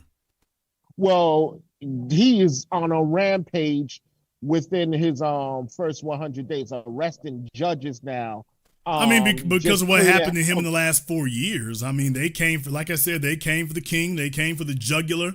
They were Yes, trying sir. to put him in prison and everything else. So he was just like, man, look here, I'm going for broke. There's no reason not to. So he's just taking the gloves off and took the brakes off. He's got nothing to lose. He was just sitting out there minding his business, and they're like, we're going to put him in prison because of that, scared of him. So, no, bro, at this point right now, he has no choice but to tear the whole thing down. He's got no choice but to do that. Well, one last question. I'm gonna land my plane. The Republican Party is over. It's either Trump or Trump-like, and everything like that. There will be not. I don't see them having an establishment member going forward within the next 20 years. You're gonna have to. This is going to be the new program, or do you say otherwise? I say to you that Donald Trump is not a Republican or a conservative. Donald Trump is a populist. Yes, and a sir. lot of people in the Republican Party, remember, Donald Trump had to take over the Republican Party. Yes, sir. The Republican Party in 2016, they made it very clear. On that stage, remember, they all got there to gang up on him. Yes, sir. So Donald Trump did not get ushered into leadership in the Republican Party. He had to take leadership. The party Yes, did sir. not want it. Remember, Mitch McConnell still voting. Mitch McConnell halfway out of his damn mind, but he knows to vote no on anything Trump wants. So the Yes, sir. establishment is not happy about him. They've never been happy about him. And that doesn't mean that he's a good guy or a great guy. That's not what it means. Not for Yes, us. sir. However, to answer, but from the perspective of answering your question there, Yes, sir. he at the time, like I say, the Republicans have never been big on him. Now, that's what I'm saying. I'm saying all that to say Trump is an anomaly. He is not indicative of the Republican Party. The Republican Party is a hate group masquerading as a political party. And the Yes, sir. problem is, just like Kamala Harris, when I warned everybody then, she's going to mess up when she starts opening her mouth and reminds people how much they don't like her. Yes, sir. The Republicans, when Trump is out the way, you think that white supremacist alt-right garbage is going to fly from J.D. Vance or any of the rest of them. So what they're going to do is that they're going to come back and they're going to remind everybody why they don't like them.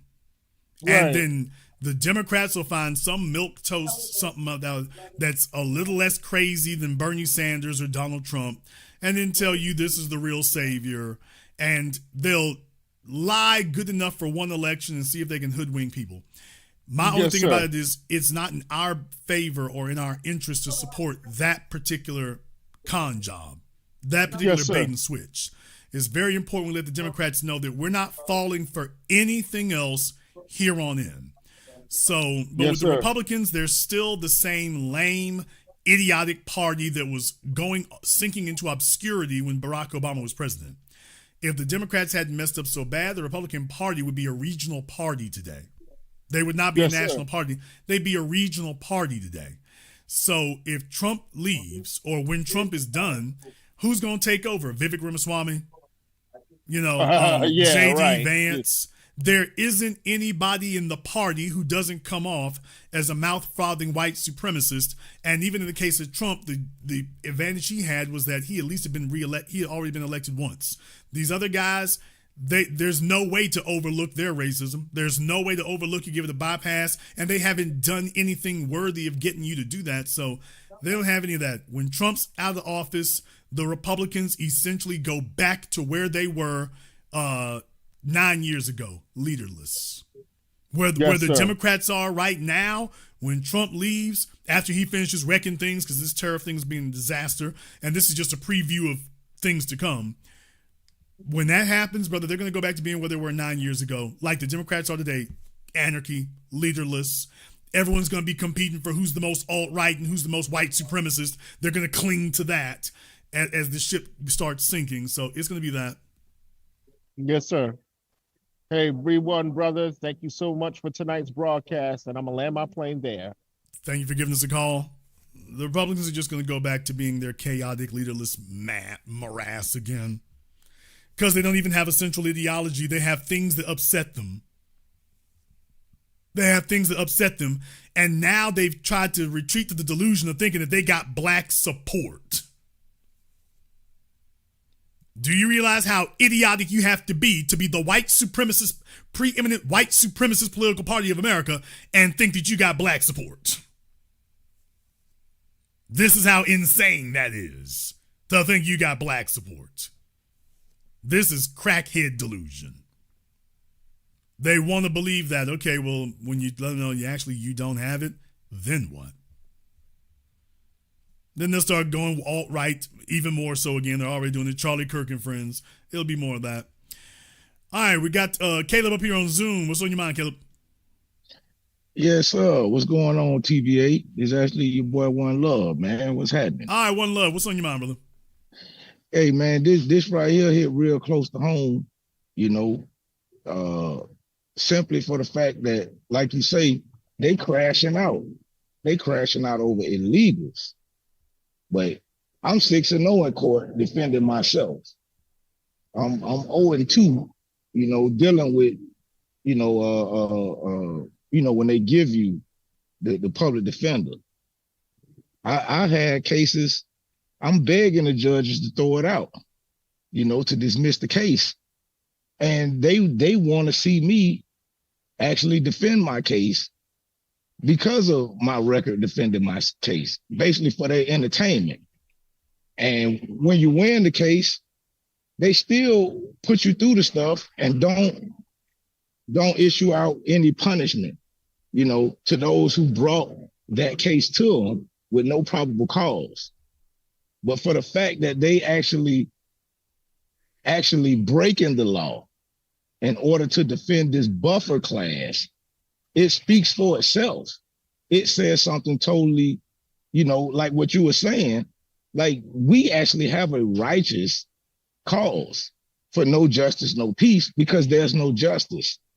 For them to actually stand up, TBA, for them to actually put their whole careers on the line, as you're saying, to defend non-citizens, but will sit by and watch us be done the way we're done, actually dole out the time that they give us for non-violent crimes or no probable cause, it speaks volumes. It speaks volumes. So this is something that needed to be brought out on what you're speaking about. This isn't just a fly-by-night or because it's immigrants and maybe the judge is immigrant. Like you say, old Judge Greg the Hannah Valentine, you right on point with that. And she looked just like Greg the Hannah. But dude, for her to actually not just put her career on the line, but to let them come to her house.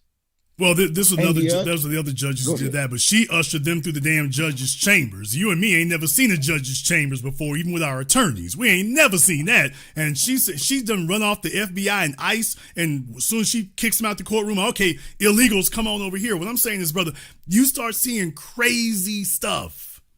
You've never seen a black person whose name was Michael Jackson didn't get this.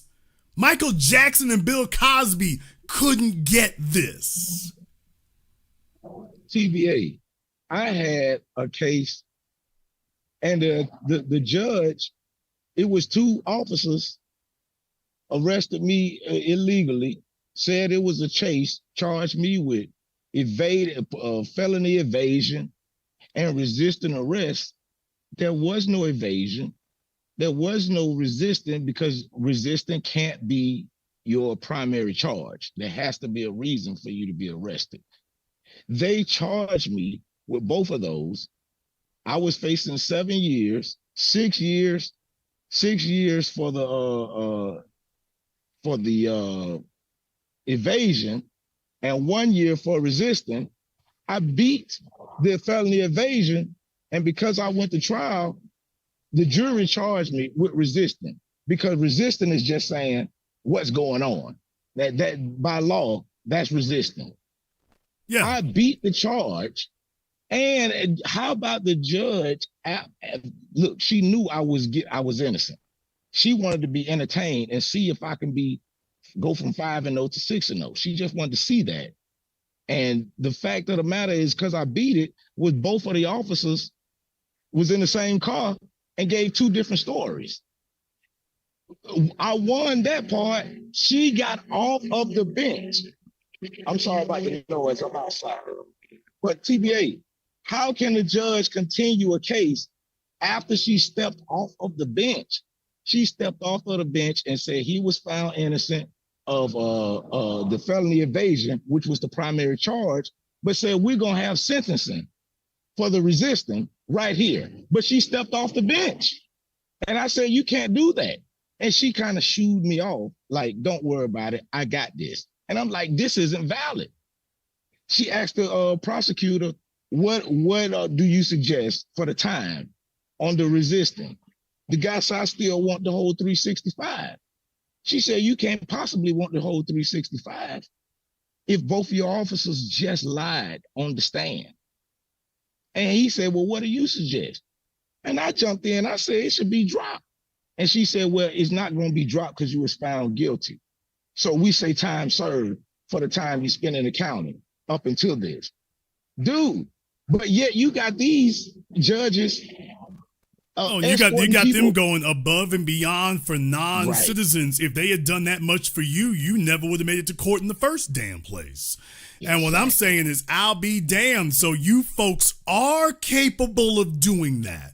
You damn sure are, but they have made it a point to demonstrate to us these other folk are not the real enemy we are. And every time they show up, no matter which side of the so-called political divide you're on, they always have the same attitude and disposition toward us. Thank you very much for giving us a call tonight, brother. We appreciate that. Let me see if I can get Daryl up here on Zoom. Let me see if I can get Daryl up here on Zoom for us here. Let me get Daryl. I can give you a couple more seconds here. Daryl, there you go. All right, Daryl, what's on your mind? Good evening, Jason. Thank you for having me on. I appreciate that. Man, oh man. Did you call it? Oh my gosh. This is unbelievable. No, it's not unbelievable because it was already predicted. And you told us, this is a handful of years ago, that this situation was going to come to pass. And all these people, apparently they're caping for everything else and won't do nothing for us. And that's the first thing. Well, let me remind you. Remember the Democrats and the WikiLeaks thing? What did they say? Yes, do not make any specific promises. Don't tell black folk you're going to do anything.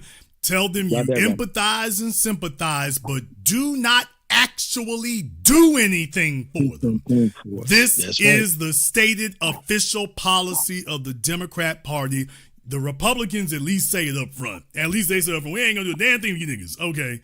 The Democrats, we're gonna do plenty for you here with absolutely nothing. So this is the stated policy that they said, and this is completely consistent. There you go. And the other part is thank you very much for bringing up the event that happened out there in New York City, because like I said, thank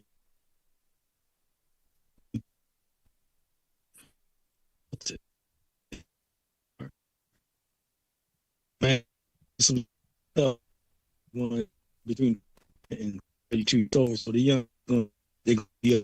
Okay, brother Daryl, your Zimbabwe broadband is messing up on you there, so I hope the rebels didn't make it to your house. What? But your Zimbabwe broadband is petering out on you there, so hopefully the reception at Hotel Rwanda gets better. All right, we got August here on Zoom. August, what's on your mind? How you doing, Mr. Black? Thanks for the broadcast today. Just to make it quick, people who hear me call the show often talk about how in California in 2007, I was a political prisoner for marijuana possession when I had like 30 grams of marijuana in a bag in my pocket, since it was over an ounce at the time. That was a felony possession that they gave me. I went to prison for 2 years. But I'll never forget sitting in the courtroom in Superior Court in Oakland, and Judge Jacobson was spinning around in his chair, thrilled to be sending me to prison over it. And I looked around the courtroom. I had a pregnant girlfriend at the time. It wasn't my baby, come to find out, but pregnant girlfriend in there.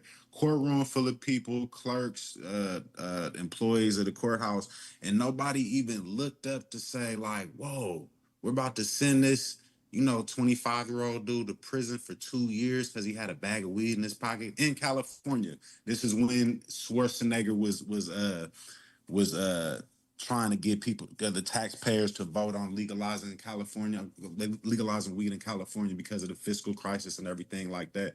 And I just wanted to point that out, that you've already said it, but never once have any of these judges or courts ever went out on a limb for anybody black ever in history.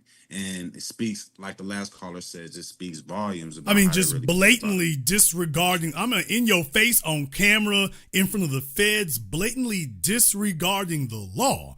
And I'm like, okay, my issue is not so much with the fact that they did this or I saw this. I'm like, hey, when are we gonna get some of that?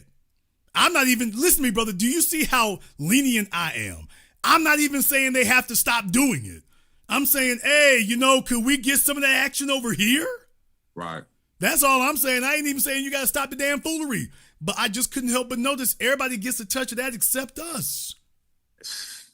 I'm flabbergasted. I'm flabbergasted. Out of all the atrocities that have happened, every injustice you could think of has happened to us in this country. From every, I don't even have to name them, from the prison industrial complex to the Jim Crow to whatever, everything that was illegal for us to read in this country before, to have a book. It was illegal for us to be a person in this country. And never in the history as a judge ever, like, it's not even funny. Yeah, brother, you don't even know anybody who has a story like this. You don't have this story. You don't know nobody you can call, got this. You could post this on your Facebook timeline and ask, anybody ever had this happen? And you've never seen it before. You'll never find it because you're on our side of the fence. With these other folk over here, I'm like, yeah, by the way, hey, y'all, this happens. This happens. Yeah, thanks for the broadcast, brother. I'm going to get back to listening. Thank you very much for giving us a call tonight. Folks, I'm just saying, we don't hear these kind of crazy, wacky ass Mad TV type stories nowhere else, and we're the folk who need that. Our rights get violated every single day. Hell no, we need to have a national Nuremberg trials for the judges in this country. And ain't nobody crashing out like this for us. But they're willing to do it, just not for you. That's the part right there that matters. They're willing to do it, and just not for you. Let me go ahead and see if we can get D up here on Zoom. I'm sorry, iPhone. What's that, Timmy?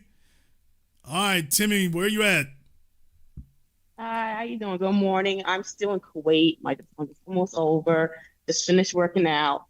I was just listening to this case, and I just thought how ridiculous that is.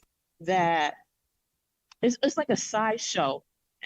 Not even a sideshow, very insulting, very demeaning, because Black people have so much grievances in this country.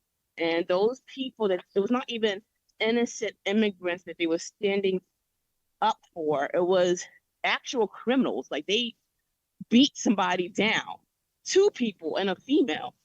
He should be in jail. He shouldn't even be here.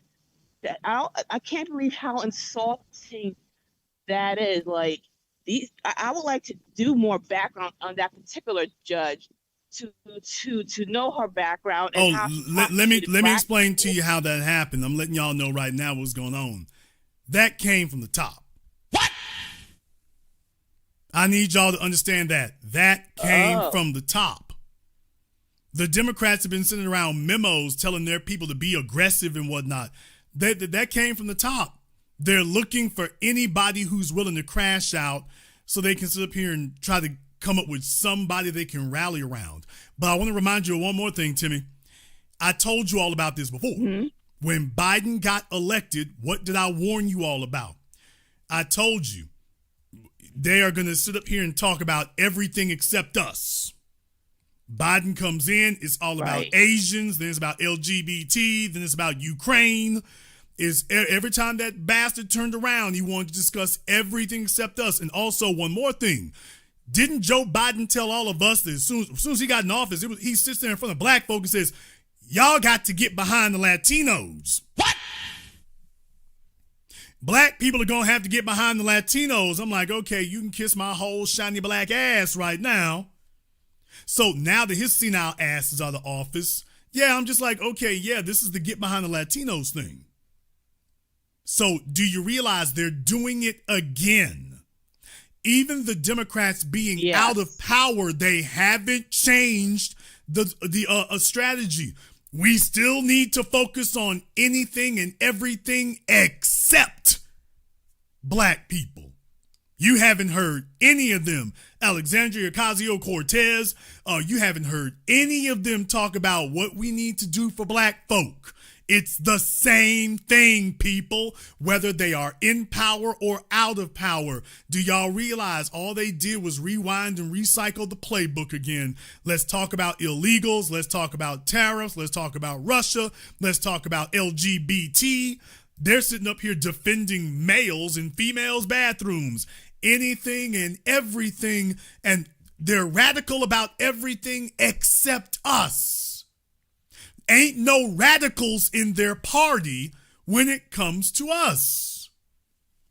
Now, isn't that amazing? Very amazing. That's crazy. That's crazy. Also, just real quick, the young man in Texas and his parents, we should definitely rally with them hardcore. We should also set up like a fund, a GoFundMe fund to send to them for whatever issue. Then any people, here's how I feel. Any people who attack that young man in Texas and his family, we should try to find who those people are and expose them as well. Just how the way they doxing that young man and his family and their employees, we should do the same thing with those people, because we only have ourselves. It's quite obvious that, you know, and I've been telling people, the Democrats, they don't give a damn. They the same thing. They're just to the same sides. They're no different from the Republicans. We should definitely rally hard for that family, because if they can do this is ridiculous. This is ridiculous. If they can do this for people who illegally came to this country and committed crimes, we should go and crash out for that young man in Texas. That's what my thing is. Any outlet that supports that young man, I'm for it, and we should even start something here, because I don't want that boy to be railroaded.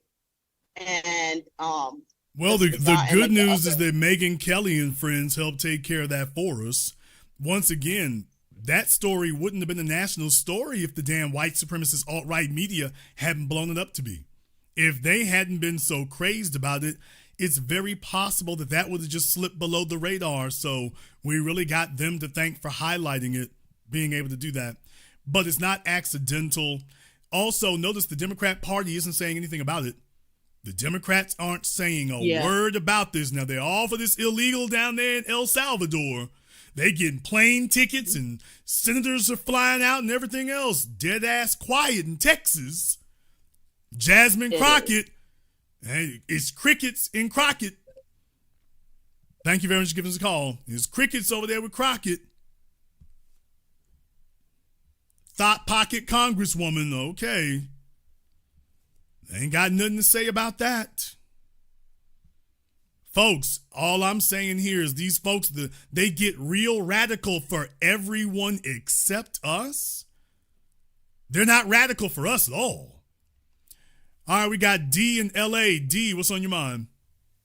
Jason, you said it exactly. It's like the more radical they keep on being for everyone else, the louder they're being about how much they don't want to give a fuck about black people.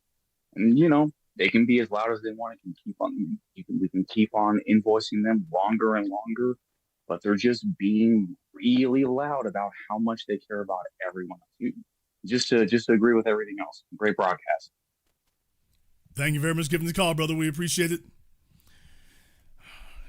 Folks, I told you about this 5 years ago. I told you what their response was going to be. I told you what the strategy was going to be. As soon as Biden got in office, there it was. Now the Democrats are out of office.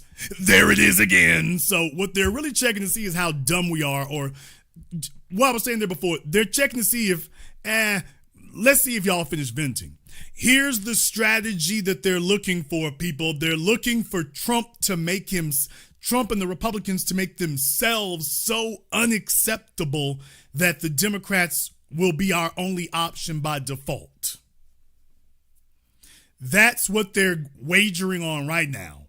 That Trump and the Democrats don't have to change anything for us. They can continue neglect. They can continue their contempt. They can continue ignoring us. That they don't have to do anything for us except sit still and wait for Trump to screw up so bad, for him to mess up so bad that we'll just see them as the only option. And that they won't actually have to change anything. And that's the part right now that we need to stand firm on. We need to stand firm on that part right there, that, we're not playing this old game of the lesser of two evils. If you can't get righteous, you're as bad as he is. There's no reason to support either one of you. And he's going to get more support by default. Let's be clear about that. It's going to be a rough ass 4 years. It's going to be a hard as hell, rough 4 years. Our memories are not that short. I want y'all to understand something. The body politic of American politics is realigning itself right now as they come to grips with a brutal reality. We are not the civil rights generation. We don't look at the Democrats the way the civil rights generation did. We don't sit up here and talk about desegregation. That generation is way behind us right now. None of us are sitting here talking about we owe the Democrats an LBJ and the Great Society. We put no weight on that whatsoever. That's not a consideration to us. They don't even understand the basic disrespect of walking across Edmund Pettus Bridge. We didn't walk across the bridge because the goal was to continue walking across the damn bridge. You're supposed to be radical in our interests. We're not supposed to have to do a damn thing in Tulsa, in Wilmington, in Eatonville, in Rosewood. We ain't supposed to be doing a damn thing. The Democrats supposed to be taking care of that for us. Donald Trump is on a damn warpath at the Ivy League universities to tell them that if you're not pushing a white agenda, you ain't legit. While the Democrats tell us what can't be done on stuff that belongs to us. Meanwhile, you got the village of Curious Joel up there in upstate New York. What? So black folk can't get the politicians to do a damn thing for us, but Curious Joel can get millions of dollars while they contribute nothing to the economy. Nothing. Shout out to the man in the chat room. Thank you for joining us. I want y'all to understand that as a people here, they're hoping that our will and our resolve will vanish and that time will go on, memories will fade, it'll get thin, we'll find something else to do, and then they'll show up. It's going to be real awkward the next time, people, because now they know they can't show up with the celebrities. You can't bring the celebrities. You can't bring no rappers. You can't bring some washed up ass comedian. You can't do none of that. So who they going to bring? You can't bring Obama. Michelle Obama is online clowning Barack. What? Oh, if y'all haven't tuned into her lame ass YouTube program, by the way. Oh, if y'all haven't been in Michelle Obama's lame ass YouTube show, if that woman keeps shading Barack anymore, every time she comes around, she's talking about how lame he was when she met him and how much better she was. And, oh, I was above him at the law firm. He got high. He was really under me. Oh, boy. Every time you turn around. I'm just waiting for the show where she's talking about him and she just busts out. And this little corny clown ass nigga. What? Auntie, chill. I'm just waiting for that one. I'm just waiting for that one. I'm just waiting for the show where she comes up and she just can't take it no more and she busts out with that real quick. I'm just waiting for that one. Waiting for her to sit up and he was a little clowny, corny ass nigga. I hate to use that kind of language, but I mean, he just really was. Oh boy. Oh yeah, one more thing. Did I call it or did I call it? I told you all years ago that Barack Obama was no longer a force. Y'all got to understand, they try to fabricate your heroes so that even when they're no longer effective and no longer relevant, they still tell you that they're heroes until eventually they are forced to march out in front of the people and prove that they still have the same pull. Barack Obama attempted to demonstrate to the world his pull last year, defeat after defeat after defeat, and then the big one. He ain't got it. It's done. It's over. He's Mike Tyson. No disrespect, Mike, but it is what it is. And Michelle Obama is showing that even if she tried to run, Obama would lose big and you'll lose bigger. You're washed up, you're has-beens, you are irrelevant, except for us to remind people of how you betrayed the people, and then we turn around and mock you. That's the only thing you got to offer. Other than that, you're done. Other than that, you're through. It's ugly out there, man. It's ugly. They don't have anybody to replace it with. You can't bring Sasha and Malia around. They don't represent the people. The word's already out. They were hoping that we would be like the civil rights generation. We're just glad to be in the room. And that ain't working. We're demanding tangibles. So they don't know what to do right now, y'all. They don't know what to do. So they're trying to bolster everybody else. They're trying to help everybody else. And they're hoping that at the end of the day, we'll just go ahead and wither on the vine. They got another damn thought coming. They got another thought coming.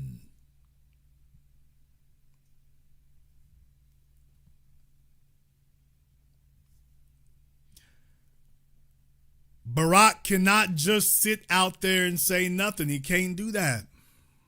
He doesn't have the option of doing that because in his case, he's still trying to shape things.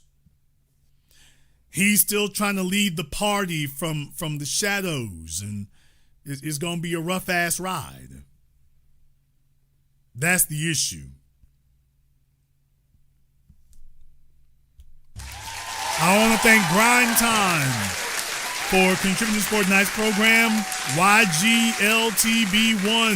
The old black media kept us woke. The new black media keeping us awake and aware. Shout out to Stay Positive and Mark B. Thank you very much for your support here as well. Brothers and sisters, did you think things would get this wacky and this crazy within just the first 3 months of Trump's term, just the first 100 days? And it's bad what it shows the Republicans. By the way, I want to talk about that. Trump is failing spectacularly on the tariffs thing. His cabinet is already falling apart. Vivek Ramaswamy has had to flee. Elon Musk is looking for the exits. Nobody else is not really going well. You thought the first Trump administration went bad. Wait till you see how this one goes. And I tell you all again to remind you that this is good. What? Please understand. Please understand.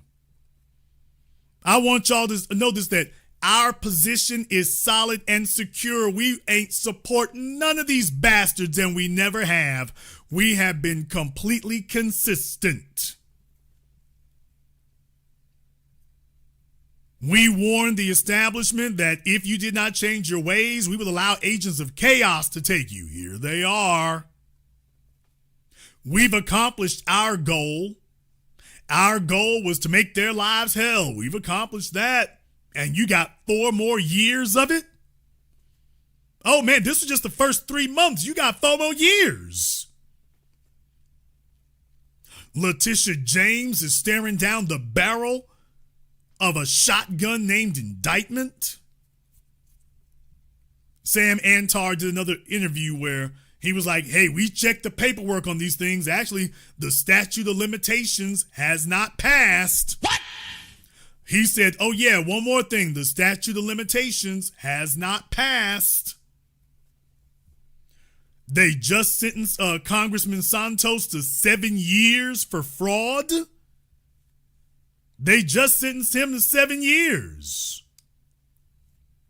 Don't you know Letitia James is sweating bullets tonight with her big awkward ass? Don't you know she's sweating bullets tonight? Big Tish is wondering what it's going to be like. I bet you now she's wishing she had done more to clean up them bunk beds at Rikers. Damn. I bet you she wishing she had done a little bit more to clean up Rikers now.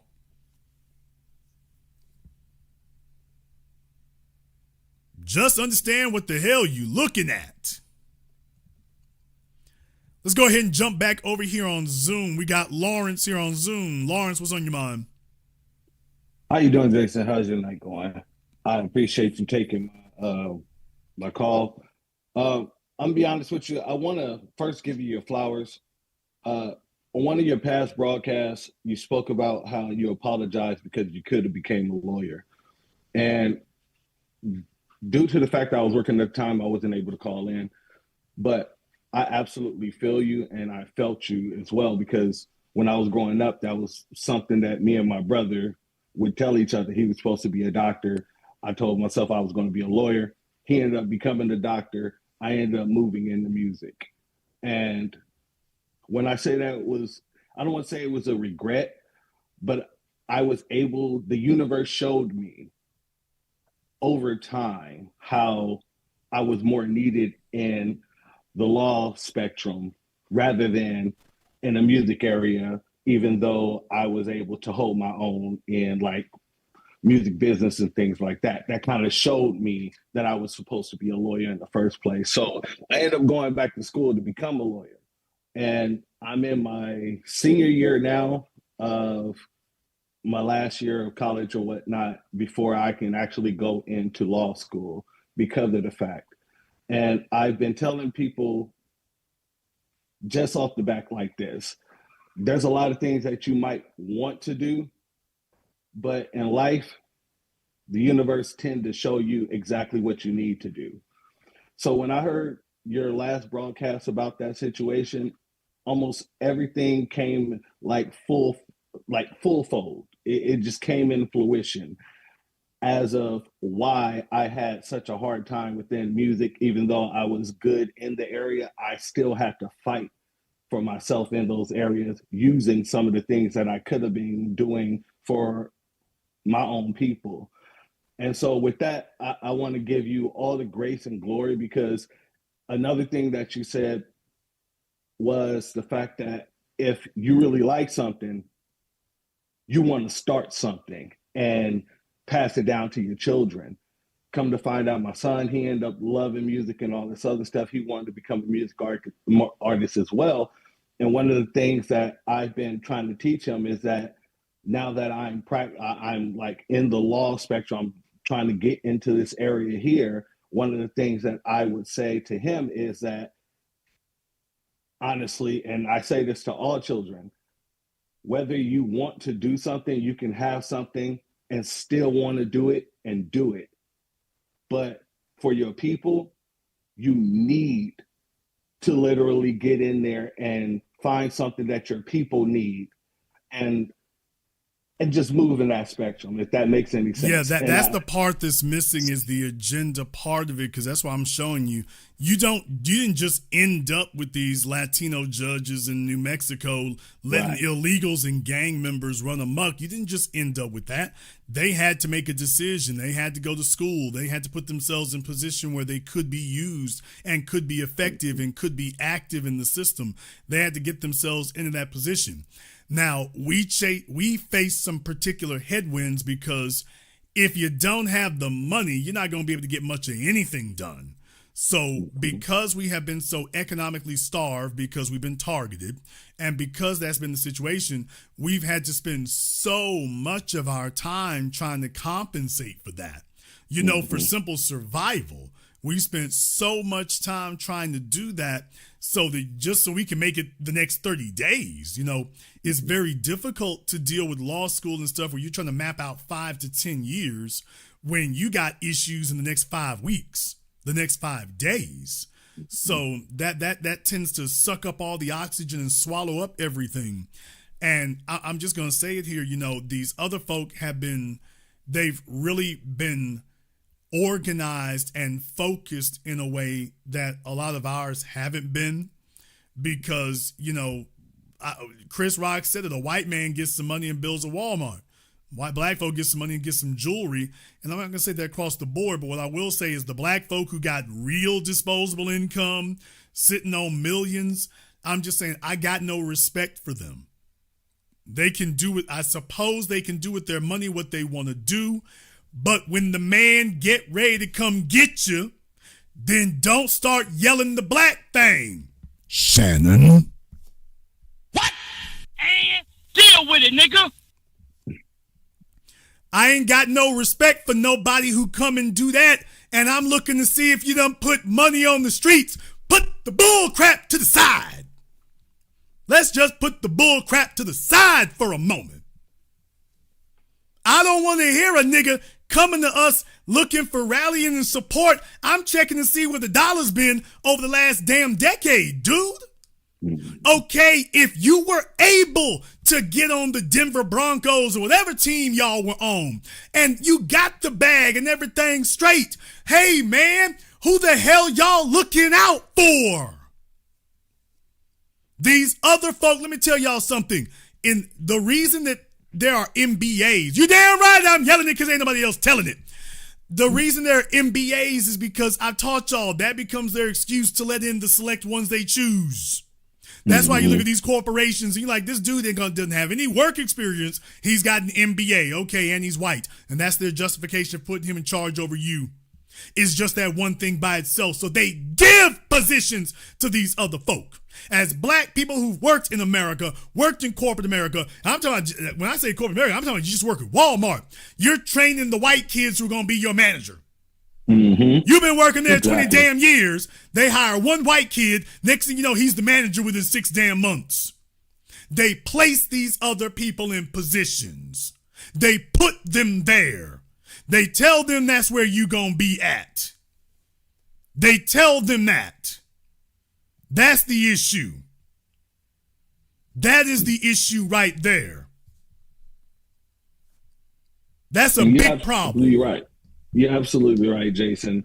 And honestly, a lot of the game that you've been given over the years, I don't know if anybody else has been listening outside of me. I can tell you what I've been listening to. One of the things that you spoke about was, well, on the business, you was talking about, you know, starting a trucking company. And I might not have had the means to start a trucking company, but you also spoke about dispatching. I was able to start a dispatching company off of that. You know, and I was able to kind of use those funds to do all the things that I wanted to do thus far. So when I say that I truly appreciate you, Jason, I truly do. Because even now, I'm using that same information and I'm trying to pass it along to my son, whether he's listening or not, time will tell. But, you know, even with my son, I'm letting him know, okay, you might want to be a musician. You got to go to school for this. But here's the thing. As long as you're doing what you're supposed to do in school, I will produce you. I will help you get your music out there and all this other stuff. So I'm kind of using that tactic of if you want to, or if you enjoy something, then you create it or you purchase it or you build it and then you pass it along the line. Well, you certainly need to have some ownership of it. And, you know, it's good to have musicians. I am one. That's great. That's wonderful. I talked to Virgil Roberts from Solar Records. And, I mean, he's an attorney. So, yeah, you had Dick Griffey promoting, you know, you had them making the music, but they also had an attorney there. Right. I mean, exactly. you do not have a complete company if you don't have an attorney for it. That's what's missing. Thank you very much for giving us a call tonight. I'm going to have to get on some of my mods here tonight. They're messing up my rules. I'm going to have to get on some of them here tonight for messing up my rules tonight. They back and forth from arguing with their baby daddies. What? I need them to stay consistent in watching things. If I may, to reiterate my point here. And by the way, I've already done a program about Shannon on my other YouTube program here. But by the way, the good thing about me is, nigga, I ain't got to kiss no ass. So there's the whole thing about me right there, Shannon. I ain't got to kiss your ass. It's real good to be me because I don't have to kiss your ass. I don't have an issue with the fact that you're chasing broads. I don't have an issue with the fact of that right there. What I am saying is, damn it, you've been in jeopardy for a while. Now we're hearing that there was a settlement at Fox Sports 1 a decade ago. What? Then we're finding out there's some other chick before the one that's suing you now that already filed suit back in 2023 in New York because New York changed the laws and opened the books to allow little scummy hoes to file retroactive lawsuits because today destitute bummy chicks are trying to convert a date with a high-income man into alimony. If they can't get you to marry them, if they can't get you to get them pregnant like dumbass Zion Williamson and all the other idiotic morons in the NBA and NFL, if you ain't gonna fall for that, and they're like, well, damn, screw it then. We'll just go by To Kill a Mockingbird law. I'll just accuse your ass. We'll just do the Carolyn Bryant right. I'll accuse your black ass of a crime, and there's a scummy attorney who'll take me up on that. Y'all niggas, I said niggas. He said niggas. I damn sure did. Deal with it, nigga. Y'all niggas should have been talking about this years ago. You got Jason Whitlock's big Dunkin' Donuts built ass sitting up here speaking against us all the damn time. Y'all niggas sat there all these damn years. You didn't talk about the need or the necessity for this, and more importantly, you ain't been funding it. Harvard has an endowment of $50 billion. White people invest in their people. They invest in their institutions. They're not just happy to make a bag and then off they go. Don't tell me about a damn black billionaire. Mackenzie Bezos sat up here and grifted billions of dollars off to Jeff Bezos and starts throwing it around by the billions. Then you got your well-to-do niggas who none of us on the streets done seen them help us do a damn thing. I ain't balling near about them niggas level, but when my people were in the streets, I was there.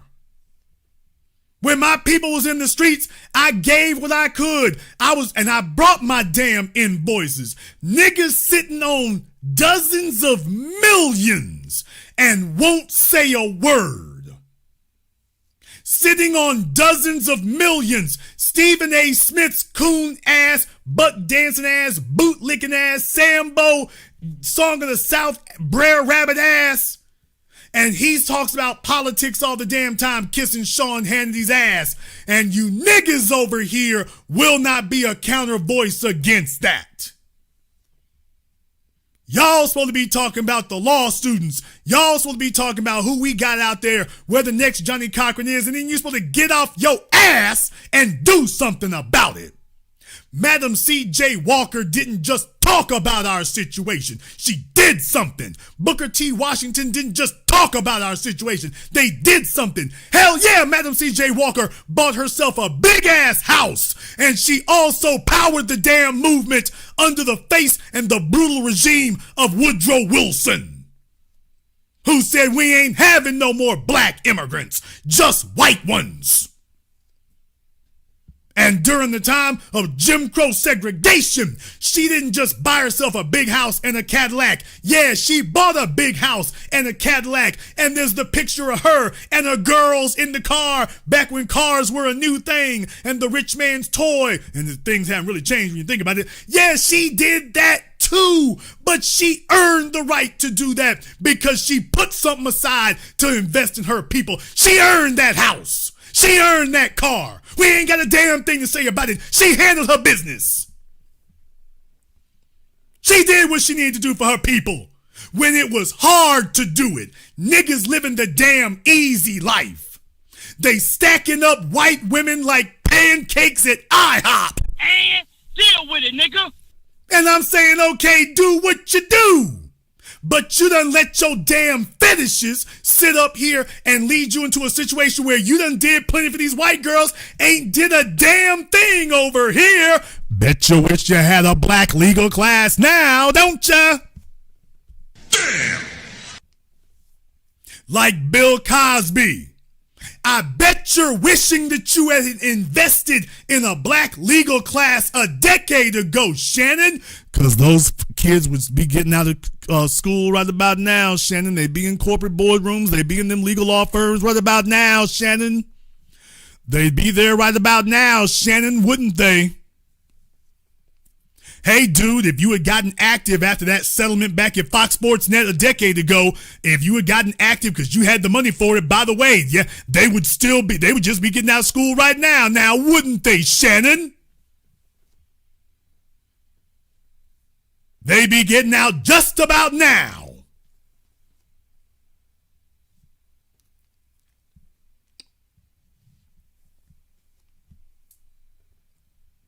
You'd have Tony Busby scared to sit up here and sniff in your direction. No, y'all niggas did what y'all all do. You want to go to basketball games and hot shot and floss and show the big car, and I'm hanging out with celebrities. Because fellas like you ain't used to getting females, even at 6, that now got you hemmed up. And where was the investment over here? Well, they was waving $100 million bags, Shannon. You already sitting on mills. Oh, I don't begrudge you getting that kind of offer, although now it's apparently off the table. Okay, but Shannon, what were you gonna do with $100 million that you didn't do with 30 or 40? Damn! Shannon, on the one hand, it's like, yeah, that ain't cool. But on the other hand, well, what was he going to do? He didn't do anything for us when he had 10 million. He didn't do anything with 20 million. He didn't do anything with 30 million. What's 100 million going to get him to do?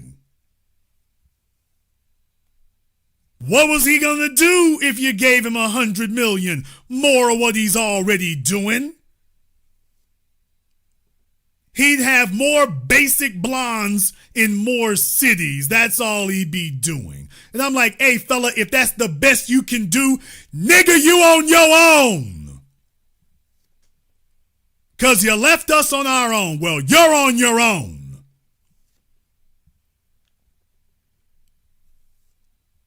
We need a black legal class out here. Let me tell you something. Deion Sanders at least did the right damn way. He got into college football and he brought them young cats around him. They look up to him. Wherever he go, they want to go. He send the word, they on the spot. He's like the capo to the copy. Boss of all bosses. The young niggas want to fool with him for real. They respect him. Shannon ain't got nothing like that. And that's a damn shame. You should have been at these damn schools. If I had Shannon Sharp's name and clout, I'll be damned, I'd be living at the damn black law schools. They be seeing me every damn week for me to remind them, by the way, don't forget why you're really here. You take them after school, you get them together like skull and bones. Yeah, I said it. And deal with it, nigga. You get them after school at them places, at Howard, at Hampton, at Brown, at Fisk. You get them together after school like Skull and Bones, like the Skull and Bones Society. These are young people who looking to come up. You already built. They're going to hang on every word you say. Unlike their ratty, no good ass, slum gutter parents, they're not going to be fighting with you. This is the next generation. They'll be putty in the palm of your hands. They just want you to give them the word. They're going to be ready to crash out. Simply to say they did it for you. And they ain't got nothing. No direction, no leadership. You ain't did a damn thing. Meanwhile, this nigga is at the gym picking up the average white girl band. And we gonna change your life. And she's changing yours. She's currently in the process of changing yours. And Shannon, I would have let that slide a little bit easier if you had handled your business with your people. I'm sick and tired of seeing folk who got enough money to at least give us a dozen fully financed lawyers out here so that we have something to answer the Ed Blums and the rest of these white supremacist law firms. We'd have something. Maybe we ain't got the best in the world, but damn it, we'd have something. And we ain't got nothing. Except a bunch of supposedly rich niggas that one lawsuit shows them how much they ain't got. Now they want to talk about racial solidarity. There wasn't no damn racial solidarity at 24-Hour Fitness when you were picking her up. There wasn't no damn racial solidarity a decade ago. I don't want to hear no damn lip service from fully paid millionaire niggas. Damn your lip service. Nigga, where the dollars at? Damn your lip service. Don't tell me about another useless ass college scholarship. Bob Johnson. I don't want to hear about another richest black nigga in America talking about paying for some college scholarships. Y'all know damn well what we need. We need more lawyers. We need judges, but we especially need lawyers. If y'all gonna put money behind something, why are you not making sure we have a fully funded law firm? You want to talk about starting businesses? These other folks start institutions. Why do we not have a black legal institution? Because the multi-million-dollar paid niggas don't want us to have one. They only want to pay for something if we're going to sit up here and treat them like deities and kiss their asses. And then what you find out is that, by the way, you're not white enough for them. What? That's the other thing you find out. You're not white enough. So bonding with you don't really mean nothing. What good does it do for you to play in the damn NFL? You get out the NFL and you're still doing the same stupid stuff them niggas was doing on the field over there. What good did it do you? I could have respected him more if he had spent the last damn decade putting something together. He at least had the ability to do it. They hopped from one corporation to another, scared like a pack of roaches. Worried to death they're gonna lose their little old penny in the ass job with Disney. Calling it ESPN. Okay, they get the damn millions and then do what? They buy a house over here, house over there, fancy car over here, and then they go grab the average white chick or the average high yellow broad, and here, come here, baby, so we can change your damn life. Now they've sunk into OnlyFans and Instagram and strippers and straight up whores. And notice once again, I'm not even faulting them for that part. I'm like, hey, buddy, did you handle your business with your people? Because if your ass gets in the crack, the first thing you're going to be doing is hollering for your people, because her folks are going to be like, yeah, nigga, we been waiting to get you.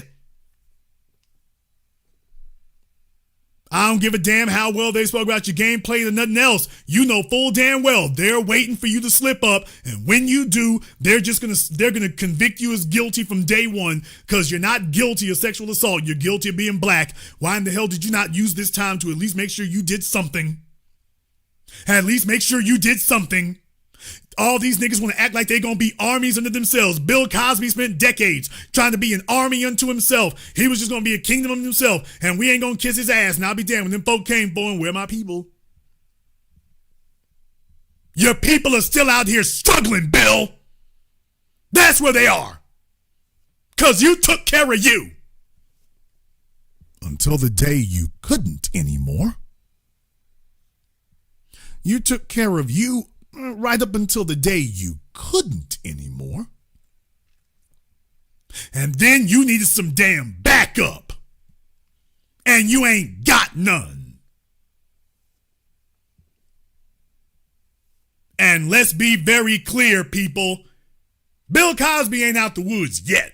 What? Oh, let's be very clear. If them folk want to come back and get you, they gonna come back and get you. If them people want to come back and get you, they gonna come back and get you. Don't ever fool yourself into believing that you're out the woods on that, dude. If they want to come back for you, they gonna come back for you. Damn the law, damn statute of limitations. I'm white and I say so.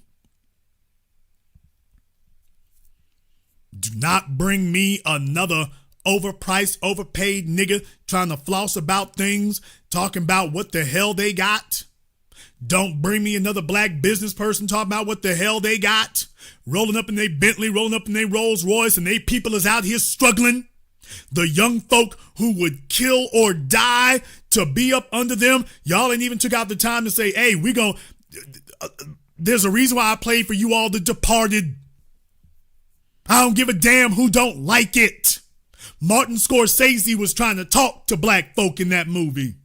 You just had Anthony Anderson in it. That's all you need. He ain't got to put a bunch of black folk up in there. He made the damn point at the beginning of the movie. Jack Nicholson told you, if I got one problem with the black chappie, it's this. Nobody gives it to you. You got to take it. What Nicholson say? That's what the niggas don't understand. If I got one problem with the black chappie, it's this. Nobody gives it to you. You gotta take it. You got niggas sitting up here squawking to each other and squaring off on damn basketball courts trying to go viral, and the stuff that really matters they ain't doing. Shannon, if you gonna be in Las Vegas, you need to have some folk in your pocket and on your team. You invested nothing. A bunch of NBA and NFL players invested nothing except being sexual tourists and voluptuaries, chasing every sexual deviancy imaginable. And that was the only mission in life you had.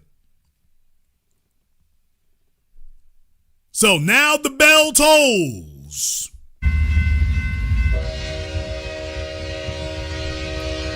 And it comes to be the soothing light at the end of the tunnel. Just a freight train coming your way.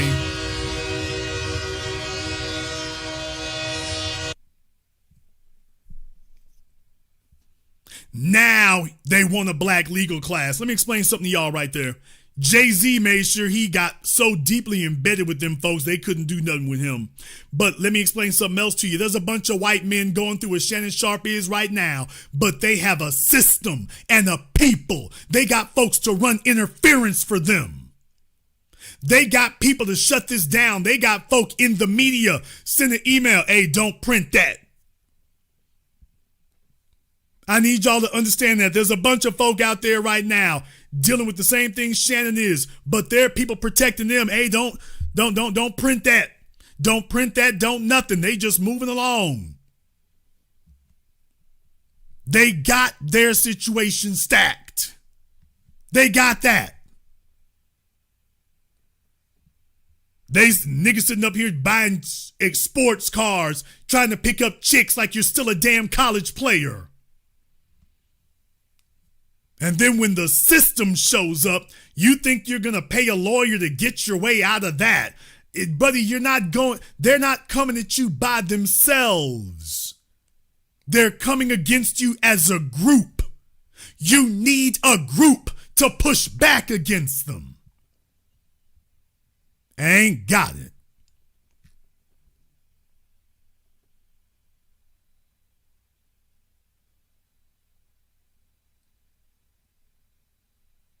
Every time we turn around, that's what it is.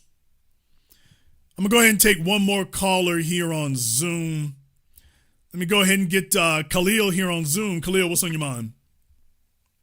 Yeah. Can you hear me, Jason? Yes, we hear you, sir. All right, peace. Man, just tapping in with you, man. I've been listening to you your broadcast for about 5 years now. I love what you're doing. Got my wife on the whole program and everything like that. But I'm just want to speak on this, man. I'm out here in Los Angeles. I see. And you see me, huh? Yeah. I see where you at. Yes, sir. So, man, I've been an entrepreneur, but let me take it back. I've been an entrepreneur pretty much all my life. Had a few businesses in the past. Had one even down here in downtown LA, and you know, I would pump the black business to the people, and it was just funny how a lot of people would say, "Man, you need to hire some white people. You know, you need somebody white in here." And da-da-da. But it's funny because you never really hear that, or you never really see that when you go to an Asian restaurant or, you know, any type of other ethnicity type of business. You don't necessarily see black people working in these businesses. But it's funny how when black people have businesses, people feel like, man, you got to have someone white working in there. You know what I'm saying? It's crazy. But fast forward on that. There's a grocery store that opened that closed down about 5 years ago over there on Crenshaw, and recently they just opened it back up. It was a Ralph's, but they opened it back up recently, and it's now a Mexican grocery store. And so I saw online all the people at the grand opening. It was a bunch of black people they were interviewing, asking them how they felt about it and stuff like that. And they were just all excited and geeked up and saying how they needed it in that area and all this, that, and the third. And it was just blowing me because I'm thinking like, man, it's a lot of black money over there. You know, you got Baldwin Hills and them hills over there, old black money. And I think, man, this place been vacant for 5 years. You mean to tell me nobody with all that money, LA being like in the top 3 black millionaires in the country, nobody thought to patch up and bring some food to the community? You know, that was like the only grocery stores. Well, it's another one over there too, but that was one of the only grocery stores that was over there. I'm just thinking to myself, damn, nobody thought to patch that money up. You know, people talk about all the money. My short answer to you is no, because you've already addressed why that is. You said, why is it that nobody thought to patch that up for the community? And I'm here to tell you, folks, take it from me. I know these people. It is very, very few and far between. The ones who actually could, brother, they're not a part of your community. I'm not black, I'm OJ. I'm not black, I'm LeBron. I'm not black, I'm Michael Jordan. I'm not black, I'm Tiger Woods. That's not accidental. That's not an accident. This is what it is.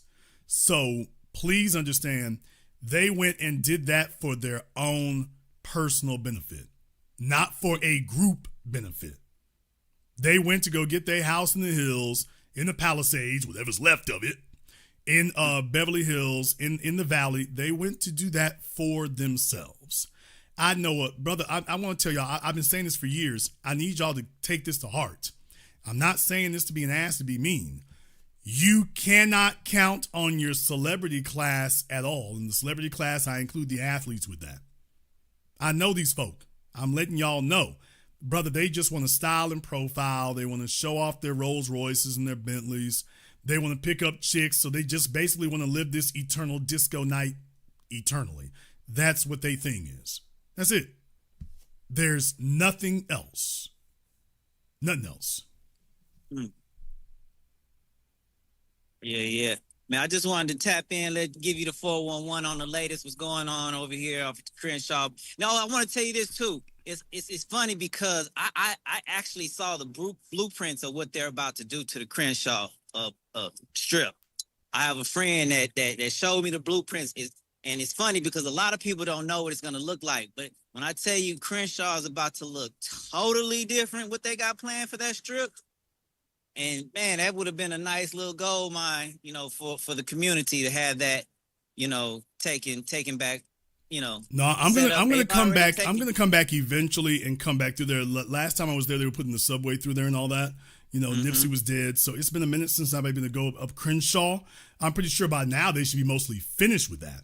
So, like I say, definitely that was the whole plan the whole time. I didn't even have to be there. I'm like, when you see them putting through some big public works project, a subway, a freeway, whatever the case may be, this is for the purposes of bringing the white population out there. And the real thing is, check where it ends. That's what you really need to keep an eye on. Wherever it ends, that's where they're going to be. And if you're in between it, they're like, oh, they got you on downtown on one side and they're going to build up something else on the other side. And you're just in between. And now they'll just encroach it block by block. And that's in Crenshaw's case, it's so obvious. Oh, they're just intending to take the whole thing. The whole thing. Yeah. And eventually at some point, mark my words, at some point, I expect the same thing to happen to Rosecrans. Rosecrans is simply too long. It goes simply too far. It goes through simply too many things. There's no reason you wouldn't want to use that. I mean, it's built to order. So at some point, I'm talking about all the way from Compton. All the way from Compton to the sea. The first time I saw that, I knew what it was. I'm like, oh, from Compton to the sea. One day, they're just going to take the whole thing.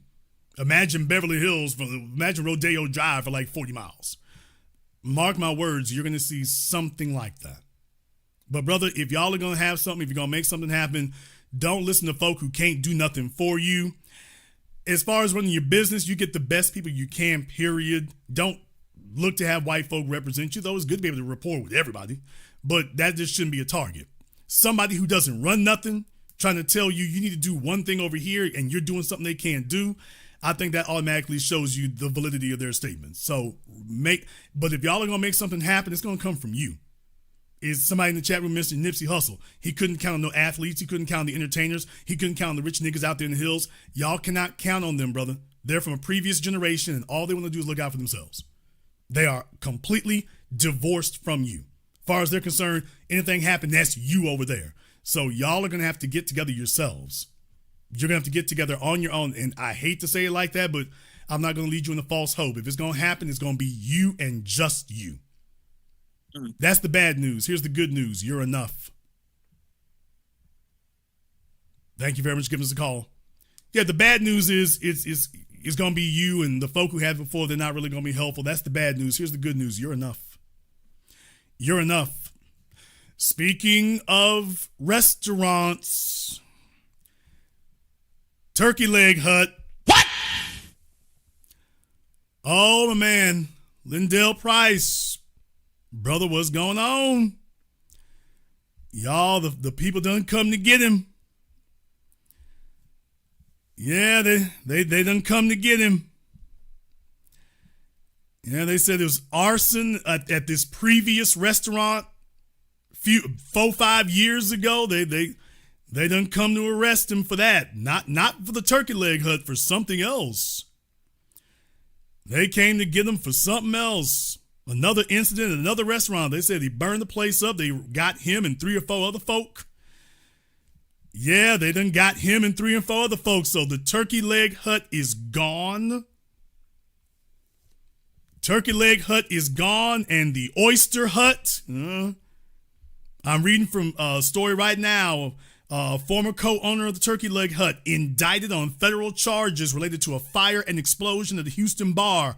Lynn Price, 42, was indicted on charges related to the June 2020 fire. It's 2025. And he's indicted on the June 2020 incident. 2020.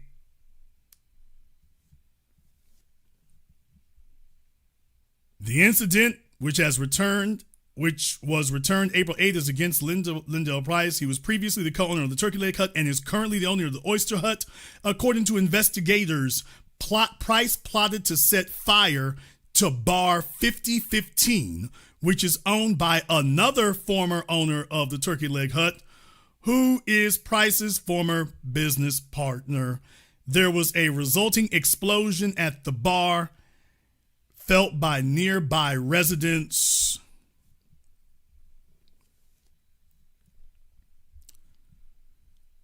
So, folks, They leaving no stone unturned. They're leaving no stone unturned.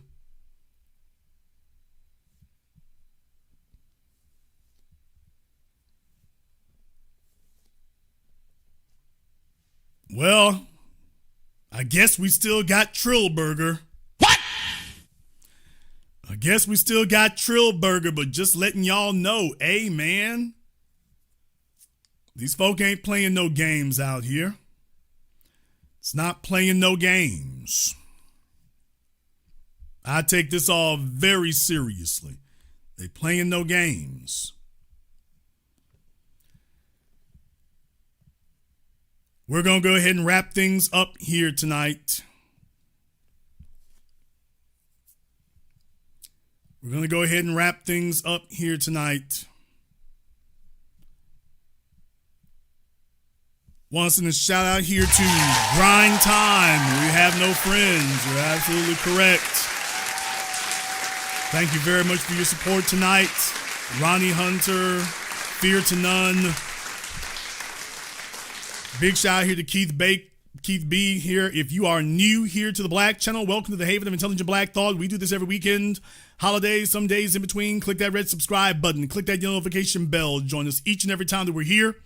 If you haven't been to our website, blackchannelfilms.com, check out our groundbreaking best-selling documentary work, blackchannelfilms.com. That is blackchannelfilms.com. I have an announcement here next week regarding 8 a.m.